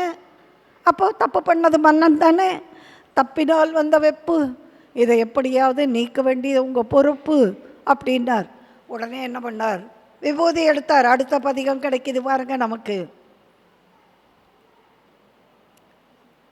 விபூதி பூசுறதுக்கு முறை இருக்குது. ஆண்கள் திரிபுண்டரமாக இப்படி பூசணும். நம்ம பொம்மநாட்டிகள் சிவ பூஜை எடுத்துட்டவ மட்டும்தான் அப்படி பூசணும். மற்றவங்க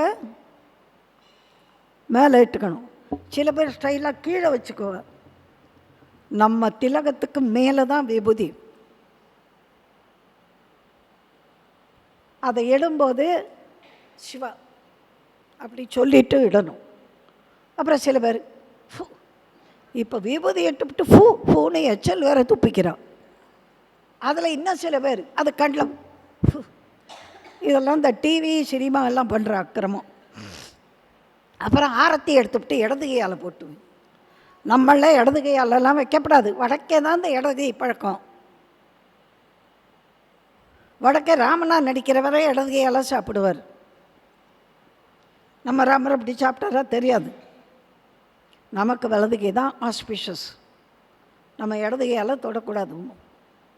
அப்படியே தான் தீர்த்தம்னா அடியில் வச்சுன்னு, இப்போ தீர்த்தம் வாங்கும்போது நம்ம அப்படி வைக்கணும். இடது கை அடியில் இருக்கணும், வலது கை மேலே. எல்லாம் முறைம்மா. அதே மாதிரி அப்படி ஒத்திக்கும் போது அப்படி ரெண்டு கண்ணாலும். சில பேர் என்ன டான்ஸ் முத்திரை எல்லாம் பண்ணுறோம். அப்புறம் என்ன சில பேர் சிலுவையாக போட்டுக்கிறோம். நல்லா கும்பிடுங்க. கீழே கால் மடக்கி கும்பிட முடியலன்னா குனிஞ்சு கும்பிடு. இந்த போகிற வெயில் தலையார கும்பிட்டு குத்துமாடி சங்கராஜய போற்றி போற்றி என்றும், அலைபுணர்ச்சே செஞ்சடையும் ஆதி என்றும், அரூரா என்றென்றும் மலரான் இல்லேனார் அப்பர் சுவாமி. அப்படியெல்லாம் கும்பிடணும்னு சொல்லியிருக்கு. இல்லை நான் சொல்லாமல் அம்மா சொல்லுவா. அம்மா தானே சொல்லி கொடுக்கணும். ஆக இப்போது விபூதி எடுத்துட்டார் சிவா. மந்திரமாவதும் நீரு வானவர் மேலது நீரு, சுந்தரமாவது நீரு துதிக்கப்படுவது நீரு, தந்திரமாவது நீரு சமயத்தில் உள்ளது நீரு, செந்தூவர் வாய் உமை பங்கன் திரு ஆலவாயான் திருநீரு, காண இனியது நீரு கவினை தருவது நீரு, பேணி அணிபவர்க்கெல்லாம் பெருமை கொடுப்பது நீரு, மானத்தகைவது நீரு மதியை கொடுப்பது நீரு, சேணம் தருவது நீரு திரு ஆலவாயான் திருநீரு, பக்தி தருவது நீரு, பறவை இனியது நீரு, முக்தி தருவது நீரு, முனிவர் அணிவது நீரு, அறுத்தம் அதாவது நீரு. அப்படியே பாடி பாடி பாடி பாடி அந்த திருநீற்று பதிகம் பாடி முடிச்சு விபூதியை தடவினார். வெப்பம் குறைந்தது. போ மகள, போங்கடா, நீங்கள் மந்திரிச்செல்லாம் போகிற போங்கடா. அவர் பூசி திருநீரை பூசித்தான் எனக்கு வெப்பம் நீங்கிட்டு. சம்மத பெருமானே உங்கள் மடத்துக்கு நெருப்பு வைன்னு சொன்ன பாவத்துக்கு தான் எனக்கு வெப்பு நோய், என்னை மன்னிச்சு ஆட்கொள்ளணும். அவங்க என்ன சொன்னாங்க, நாங்கள் ஏற்கனவே மந்திரிச்சு வச்சுருந்தோம், அது இப்போ தான் எஃபெக்ட் கொடுத்துருக்கு, இப்போ தான் பலன் கொடுத்துருக்கு. உடனே மன்னருக்கு சந்தேகம் வந்துடுது, தான் மனுஷன் அப்படி இருக்குமோ அப்படி இருக்குமோ. உடனே சமணர்கள் சொன்னாங்க, யார் ஜெயிச்சோம்னு வாதம் பண்ணி பார்த்துருவோமா. என்ன வாதம்? அனல் வாதம், புனல் வாதம். அனல்னா நெருப்பு, புனல்னா தண்ணி. நாங்களும் எங்கள் ஏட்டை நெருப்பில் போடுறோம், அவரும் போடட்டும். எந்த ஏடு எரியாமல் கருகாமல் நிற்கிதோ அவன் ஜெயிச்சோம். ஆற்று தண்ணியில் எங்கள் ஏட்டையும் போடுவோம், அவங்க ஏட்டையும் போடுவோம். யார் ஏடு ஆற்றோட போச்சோ தோத்தவன், எதிர்த்து கரையில் நீந்தி வந்தால் ஜெயிச்சவன். பண்ணுவோமே. உடனே அவங்க ஏட்டை எடுத்தாங்க. இவர் உடனே கயிறு சாத்தி எடுத்தார். போகமார்த்த புன்முலையாள். திருநள்ளாறில் சுவாமிக்கு பேர் தர்பாரண்யேஸ்வரர், அம்பாள் பேர் பிரம்ம ஞானாம்பிகை, போகமார்த்த புன்முலையாள். ஆனால் இப்போ நம்ம அங்கே சிவனையே விட்டுட்டோம், சனீஸ்வர பகவானை மட்டும்தான் கும்பிடுறோம். சிவன் கோவில் என்பதையே மறந்துட்டோம். இந்த கிரகங்களுக்கெல்லாமே அதிபதி சிவன் தானே, அவரை விட்டுவிட்டோம். நேராக சனி பகவானை பார்த்தா போகிறோம். எல்லா கோயிலுமே இப்படி ஆயிடுத்து. ஆக அந்த ஞான சம்பந்தர் எடுத்த ஏடு திருநள்ளாற்று பதிகம் அப்படியே நெருப்பில் போட்டாங்க. பச்சை பசுங்கொடி பராசக்தியை பாடி முதல் வரி வந்ததுனால பசுமையாகவே இருந்தது ஏடு. அடுத்து என்னாச்சு, ஜெயிச்சவர் இன்னும் புனல்வாதம் நடத்தணும். வைகை ஆற்றுக்கு போனாங்க. அவங்க அத்தி நாத்தின்னு எழுதி போட்டோம். இவர் வாழ்க அந்தனர், வானவர் ஆனினம், வீழ்க தன்புணல், வேந்தனும் ஓங்குக, ஆழ்க தீயதெல்லாம், அரண் நாமம் சூழ்க, வையகம் துயர் நீங்கவே அப்படின்னு எழுதி போட்டார். இந்த ஏடு கரையை எதிர்த்து திருவேடகம் என்று சோழவந்தான் கிட்ட இருக்கு. அதில் கரையில் நின்னுது. அதை குனிந்து எடுத்தான். மன்னன் நிமிர்ந்துட்டான். நின்ற சீர் நெடுமாற நாயனார் ஆயிட்டான். போங்க சமணர்கள்லாம் போயிடுங்க, உங்களை இனிமேல் நான் நம்ப மாட்டேன், நான் ஞான சம்பந்தர் தான் ஜெயித்தார், ஆகவே நான் சைவனாகி விட்டேன் என்றான். பாண்டிமாதேவி மங்கையர்க்கரசியும் குலச்சிறையாரும் மகிழ்ந்தார்கள். தென்பாண்டி நாடே சிவலோகமாகிவிட்டது. இப்படி பல அற்புதங்கள் நடத்தியவர் திருமருகல் கஷேத்திரத்துக்கு வந்தார். 2 வரலாறு சொல்லி முடிக்கிறேன். நான் முதல்ல சொன்னேன் 2400 பாட்டு, அவ்வளவையும் சொல்லவோ அவ்வளவு தேவாரத்தையும் சொல்லவோ டைம் இருக்கு. முக்கியமான இடங்கள் மட்டும் சொல்கிறோம். தாயம் செய்யுங்கிற தலைப்புக்கு வரணும். அது வரைக்கும் நம்மளாம் தலைப்புக்கு ரொம்ப முக்கியத்துவம் கொடுப்போம்ல. தலைப்புக்கு ஆமாம், திருமருகல் க்ஷேத்திரம் ஞானசம்பந்தர் வந்திருக்கார். திடீர்னு ஒரு பொண்ணோன்னு அழறோம். நாமெல்லாம் எங்கேயாவது அழுகுரல் கேட்டால் ஓடி போயிடுவோம். எங்கேயாவது கல்யாண வீட்டில் தெரியாமல் உள்ளே போனால் ஒரு வேளை டிஃபனாவது கிடைக்கும். அழகிற வீட்டில் போனோம்னா நமக்கு என்ன, பட்னி, போகமாட்டோம். ஆனால் அடியார்கள் யாரிடத்திலே அழுகை வருகிறதோ அதை தீர்ப்பதற்கு ஓடுவார்கள். எங்கே துயரக்குரல் கேட்கிறதோ அங்கே ஓடுவது அடியார்கள். ஓடி வந்து பார்க்குறாரு, ஒரு பெண்ணு கதறி அழுதுன்னுருக்கா. அடுத்தாப்புல ஒருத்தி வம்பு பேசுகிறா. இந்த பிள்ளை இந்த பக்கத்தில் வைப்பூர்னு இருக்குல்ல, அங்கே தாமண்ட ஒரு செட்டியார், அவரோட பொண்ணு, அது இங்கே வந்துச்சு. அந்த வைப்பூருக்கு தாமனுக்கு 7 பொம்பளை பிள்ளை, ஒரே மச்சினை. யார் இந்த பிள்ளைகளுக்கு ஒரே மாமா. மூத்த பொண்ணு பெரியவளான உடனே, டேய் மைத்துனே நீ தாண்டா எனக்கு மாப்பிள்ளையும் பாரு, இன்னும் கொஞ்சம் யாராவது கொஞ்சம் கூட பரிசம் போட்டால் உடனே கல்யாணம் பண்ணி கொடுத்துருவார். 2வது பொண்ணு பெரியவளவா, மச்சினனே நீ தாண்டா மாப்பிள்ளை, அவளை உனக்கு கட்டி கொடுக்குறேன் பாரு. அடுத்த பொண்ணை இப்படியே 6 பொண்ணையே ஏமாற்றிட்டார். அவனும் ரொம்ப பொறுமையாக இருந்தான், பக்தன். இந்த 7வது பொண்ணு ரொம்ப பக்தியான பொண்ணு. அவள் சொல்லிட்டா, மாமனே எங்கள் அப்பா ஒவ்வொருத்தையாக ஏமாத்தினார், நான் ஏமாற்ற விட மாட்டேன். நீயும் சிவபக்தன், நானும் சிவபக்தை, சிவனை நம்பி நம்ம கல்யாணம் பண்ணிப்போம்.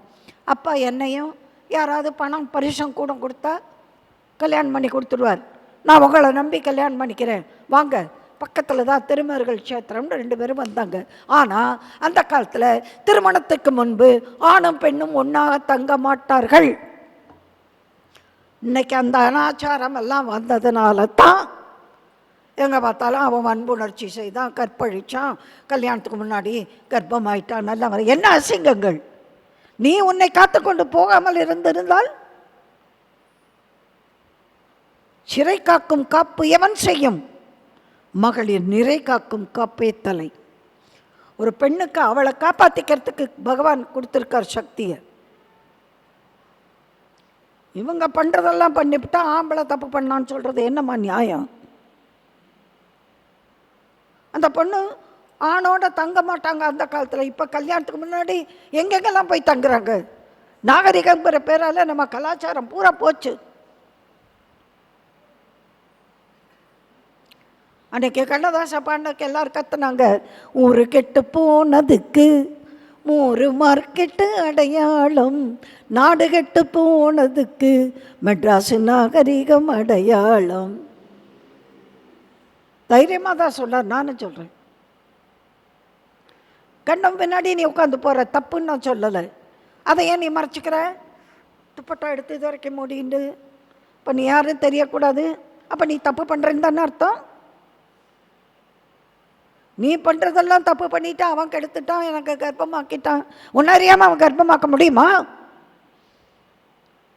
உன்னுடைய ஒழுக்கத்தை உனக்கு காப்பாற்றி கொள்ள தெரியலன்னா அதான் சிறை காக்கும் காப்பு எவன் செய்யும் வள்ளுவன் சொல்லிட்டான். எல்லா பொண்ணும் ரொம்ப நல்ல பொண்ணும், ஆம்பளையெல்லாம் தான் தப்பு பண்ணுறாங்கன்னு சொல்லாதீங்க. நாமளும் பிள்ளைகளை பெற்றிருக்கோம், பொம்பளைகளையும் பெற்றிருக்கோம். தனித்தனியே மடத்தில் பெண்களுக்கு தனி மடம், ஆண்களுக்கு தனி மடம். கணவனும் மனைவியும் வந்தால் கூட ஒரு அறையில் தங்க மாட்டாங்க. பெண்கள் பெண்களோட தங்குவாங்க. நாளைக்கு காலையில் கல்யாணம், எங்கிருந்தோ வந்த பாம்பு இந்த மாப்பிள்ளையா போகிறவனை போய் தீண்டி சாகடிச்சிருத்துமா. காலையில் மணமகனாக வேண்டியவன் பிணமகன் ஆயிட்டான். இவன் அலங்காரம் பண்ணிட்டு வந்து நிற்கிறா, மாமன் எங்கேனா யாரோ தெரியலம்மா, பாம்பு கடிச்சு. மாமனே, இறைவா உன்னை நம்பித்தானே நான் இங்கே வந்தேன். என் தந்தை என்னை ஏமாத்துறார், மாமனை ஏமாத்துறாரு, உன்னை நம்பி வந்தேனே. பாம்பு கூட உன்னை தொட்டுடுத்து நான் தொட முடியலையேன்னு அழுதா. கல்யாணம் ஆகியிருந்தா தொட்டாவது அழலாம். இப்போ கல்யாணத்துக்கு முன்னாடி தொட மாட்டாங்க. அந்த கற்பை பாருங்க. நாங்கள்லாம் படிக்கிற காலத்தில் பையங்க பக்கத்தில் இருந்தால் கூட தொட மாட்டோம். எங்களுக்கு பெரியவங்க சொல்லி கொடுத்து தொடக்கூடாது. என்னம்மா, நம்மளாம் சின்ன வயசில் எந்த ஆம்பளையும் தொட்டிருப்போமா? ஒன்று பக்கத்து வீட்டிலலாம் அண்ணன் தம்பியாக தான் பழகுவாங்க. பேர் சொல்லியெல்லாம் கூப்பிடுங்க, டே அம்பி அப்படிமோ, ஏ சச்சு தொடமாட்டோமே. தண்ணி கொடுத்தா கூட இப்படி கையில் கொடுக்க மாட்டோம், இப்படி வைப்போம், அவங்க எடுத்துக்குவாங்க. அப்படித்தான் நாங்களாங்க வளர்ந்தோம். படித்த குடும்பம் தான், நல்ல உரிமை உள்ள குடும்பம் தான். அதுக்குன்னு சில கட்டுப்பாடுகள் வச்சாங்க. பாம்பு கூட ஒன்றை தொட்டுடுத்தேன், நான் ஒன்றை தொட முடியலையே, நான் என்ன சொல்லி அழுவேன் மாமனை, எனக்கு கதறான். சம்பந்தர் வந்தார், அந்த காலில் விழுந்தா அந்த பொண்ணு. நான் வீட்டை விட்டு வந்தேன், தப்பாக இருக்கலாம், ஆனால் நல்ல எண்ணத்தோடு வந்தேன். யாரை நம்பி வந்தேன்? நஞ்சையே அமுதாக கொண்ட இறைவனை நம்பித்தான் நான் வந்தேன். பாம்பையே அணிகளை நான் கொண்ட ஆண்டவனை நம்பித்தான் வந்தேன். அந்த பாம்பை எனக்கு இப்படி எமனா அவரை சாகடிக்கலாமா? சொல்லுங்க சாமி, நீங்கள் சொல்லுங்க. சம்பந்தர் கருணையே வடிவா பாடினார். சடையாய் என்னும்மால் சரணி என்னும்மால் விடையாய் என்னும்மால் வெறுவாழுமால் மடையார் குவளை மலரும் மருகல் உடையாய் தகுமோ இவள் உள்மெலிவே. சடையவனே, விடையவனே, இவள் இப்படி தளரலாமா? இந்த பொண்ணுக்கு இந்த வேதனை வரலாமா? பாட பாட பாட பாட விஷம் இறங்கி அந்த பிள்ளை கண்ணை தொடச்சின்னு எழுந்திருக்கிறான். குளத்தில் குளிச்சுட்டு வர சொல்லி ஞான சம்பந்தரை அந்த கல்யாணத்தை நடத்தி வைக்கிறார். திருமருகல். இன்னைக்கு கல்யாணங்கள் தடைப்பட்டால் திருமருகல் பதிகத்தை சடையா எனுமால், சரண்ணி எனுமால், விடையா எனுமால், வெறுவா விழுமால், மடையார் குவளை மலரும் மருகல் உடையாய் தகுமோ இவள் உள் மெலிவே. இந்த பதிகத்தை பாடினா கல்யாணம் நடக்கும். அப்புறம் இப்படி பல மூர்த்தி நாயனார், அப்புறம் திருநீலகண்ட யாழ்ப்பாணர், மதங்க சூளாமணியார், திருநீல நக்கர், பரஞ்சோதியார், திருநாவுக்கரசர், இத்தனை பேரையும் சமகாலத்தில் பார்த்தவர் சம்பந்தர். 15வது வயசு முடிஞ்சு 16 தொடங்கிறது. மயிலாப்பூருக்கு வர்றார். 5 நிமிஷம். மயிலாப்பூருக்கு வந்தால் அங்கே அடியார்கள் மத்தியில் சிவநேச செட்டியார்னு ஒரு செட்டியார் ஒரு குடத்தை இப்படி வச்சு நிற்கிறார். எல்லாரும் அடியார்கள் வந்தால் பூரண கும்பம் தானே கொடுப்பா. இவர் என்ன வச்சுட்டு இருக்காரு? எலும்பும் சாம்பலும் நிறைந்த அஸ்தி கலசம். நல்லா கேளுங்க. சுவாமி வரார், பூஜ்ய ஸ்ரீ முரளிதர சுவாமிகள் வரார். நீங்கள் என்ன பண்ணுவீங்க? கலசத்தில் தேங்காய் வச்சு, மாவிளை வச்சு, பூ வச்சு பூரண கும்பம் தானே கொடுப்பீங்க. ஆனால் சிவநேச செட்டியார் என்ன வச்சுருந்தாரு? அதில் எலும்பு சாம்பல்.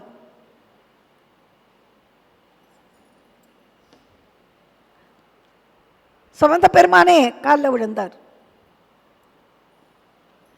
சாமி, நான் சின்ன வயசுலேருந்து உங்களை பற்றி ரொம்ப கேள்விப்பட்டேன். நீங்கள் 3 வயசுல ஞானப்பால் குடித்ததை கேட்டேன்.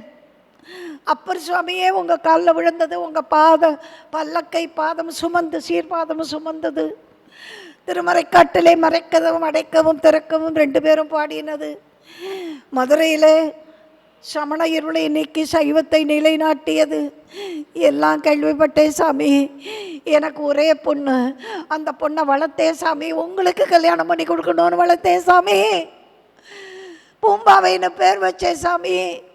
பூ பறிக்க போனா பூனாகம் தீண்டி இறந்துட்டா சாமி. அந்த பொண்ணு உங்களுக்காகத்தானே வச்சேன். இந்தாங்க சாம்பல், இந்தாங்க எலும்பு. இது எப்படி இருக்கு? உங்களுக்காகத்தான் பொண்ணை பெற்று வளர்த்தேன், சாம்பல் தாங்க உங்களுக்குங்கிற. இறைவா, கபாலீஸ்வரத்தானே. நான் வரும்போது அந்த இடத்துக்கு பேர் கபாலி நகர்னு போட்டிருந்தது. அப்போ நினச்சேன்,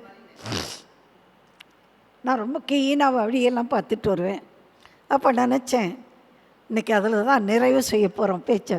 மட்டிட்ட புன்னையங்கானல் மடமயிலை கட்டிட்டம் கொண்டான் கபாலீஸ்வரம் அமர்ந்தான். ஒட்டிட்ட பண்பில் உரித்திர கணத்தார்க்கு அட்டிட்டல் காணாதே போதியோ பூம்பாவாய். பூம்பாவையே, இந்த கபாலீஸ்வரர் கோயிலில் அடியார்களுக்கு அமுது படைக்கிறத பார்க்காம போகலாமா? தைப்பூச விழாவை பார்க்க போகலாமா?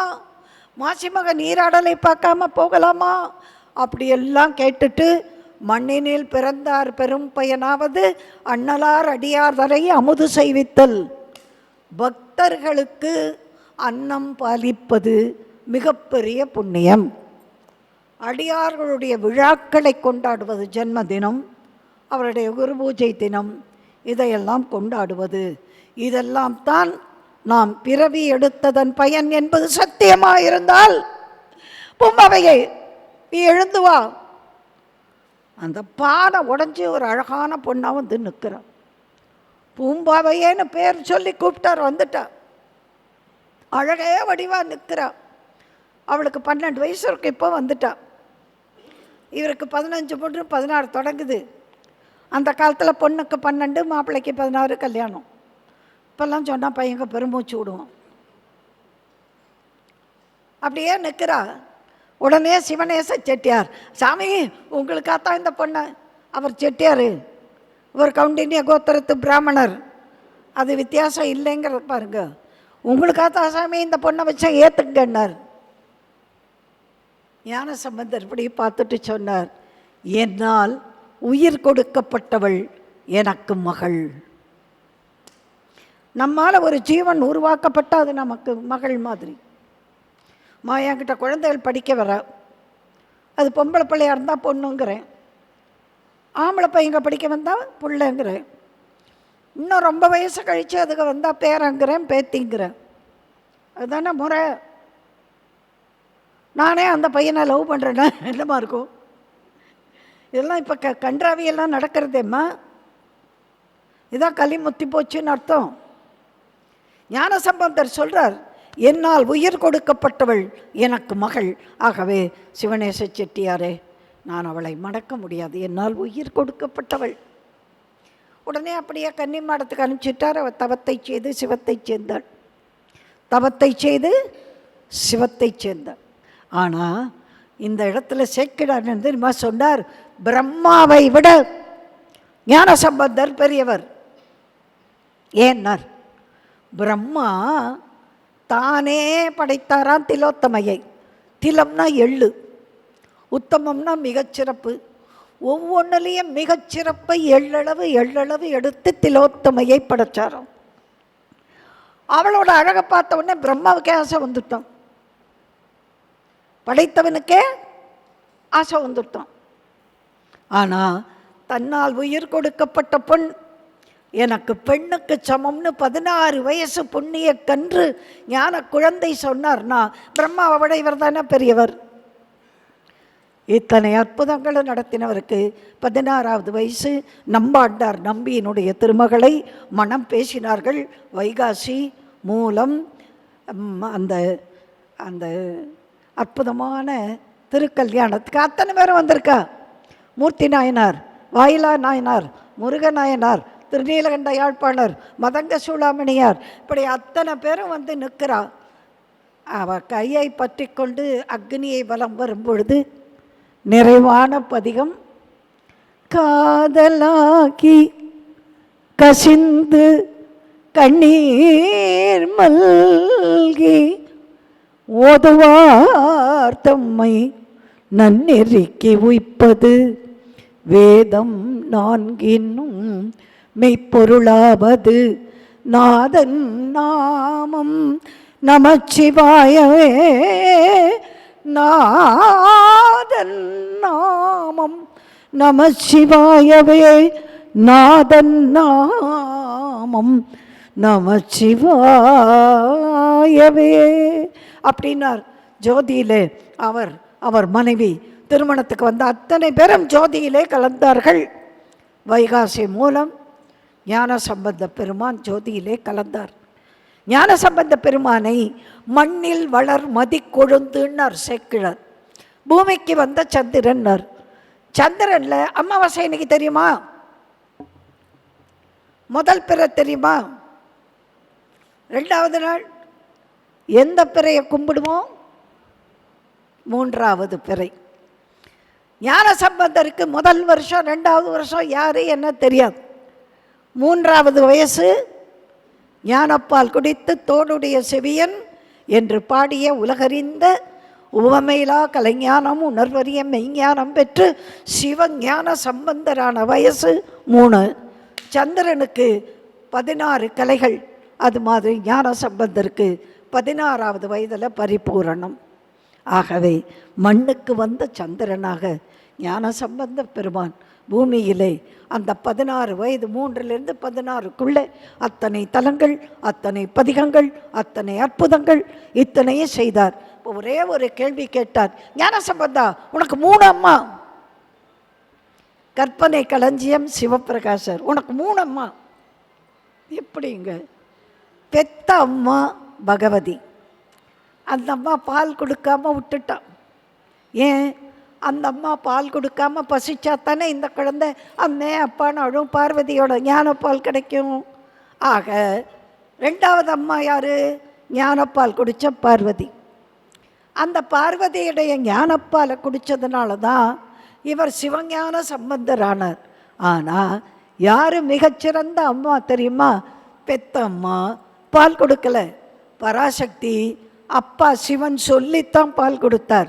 ஆனால் மங்கையர்க்கரசிங்கிற பாண்டிமா தேவியோ உன்னை பார்த்த உடனே ஐயோ பச்சை குழந்தை, இந்த குழந்தைவா, பாலுக்கெழுத குழந்தையவா, நான் சமணரோட சண்டை போட்ட அழைச்சேன் அப்படின்னு கண் கலங்கினாலே அவள்தான் மிகச்சிறந்த தாய்.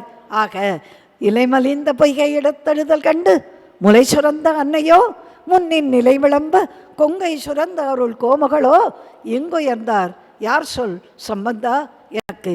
ஆகவே பெற்ற தாய் பகவதிக்கு வணக்கம், ஞானப்பால் தந்த உண்ணாமலை தாய்க்கு வணக்கம், பாண்டி நாட்டையே சிவலோகமாக்கிய மங்கையர்க்கரசி என்ற அந்த ஞானத்தாயும் ஞானச்சேயும் உலகம் உள்ளளவும் புகழ்பெற்று வாழ்வார்கள்.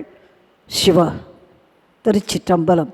என்றும் இன்பும் பெருகும் இயல்பினால் ஒன்று காதலித்து உள்ளமும் ஓங்கிட மன்றுளார் அடியார் அவர் வான்புகழ் நின்றதெங்கும் நிலவி உலகெல்லாம். ஹர நம பார்வதி பதையே ஹர மகாதேவா. தென்னாடுடைய சிவனே போற்றி, எந்நாட்டவர்க்கும் இறைவா போற்றி.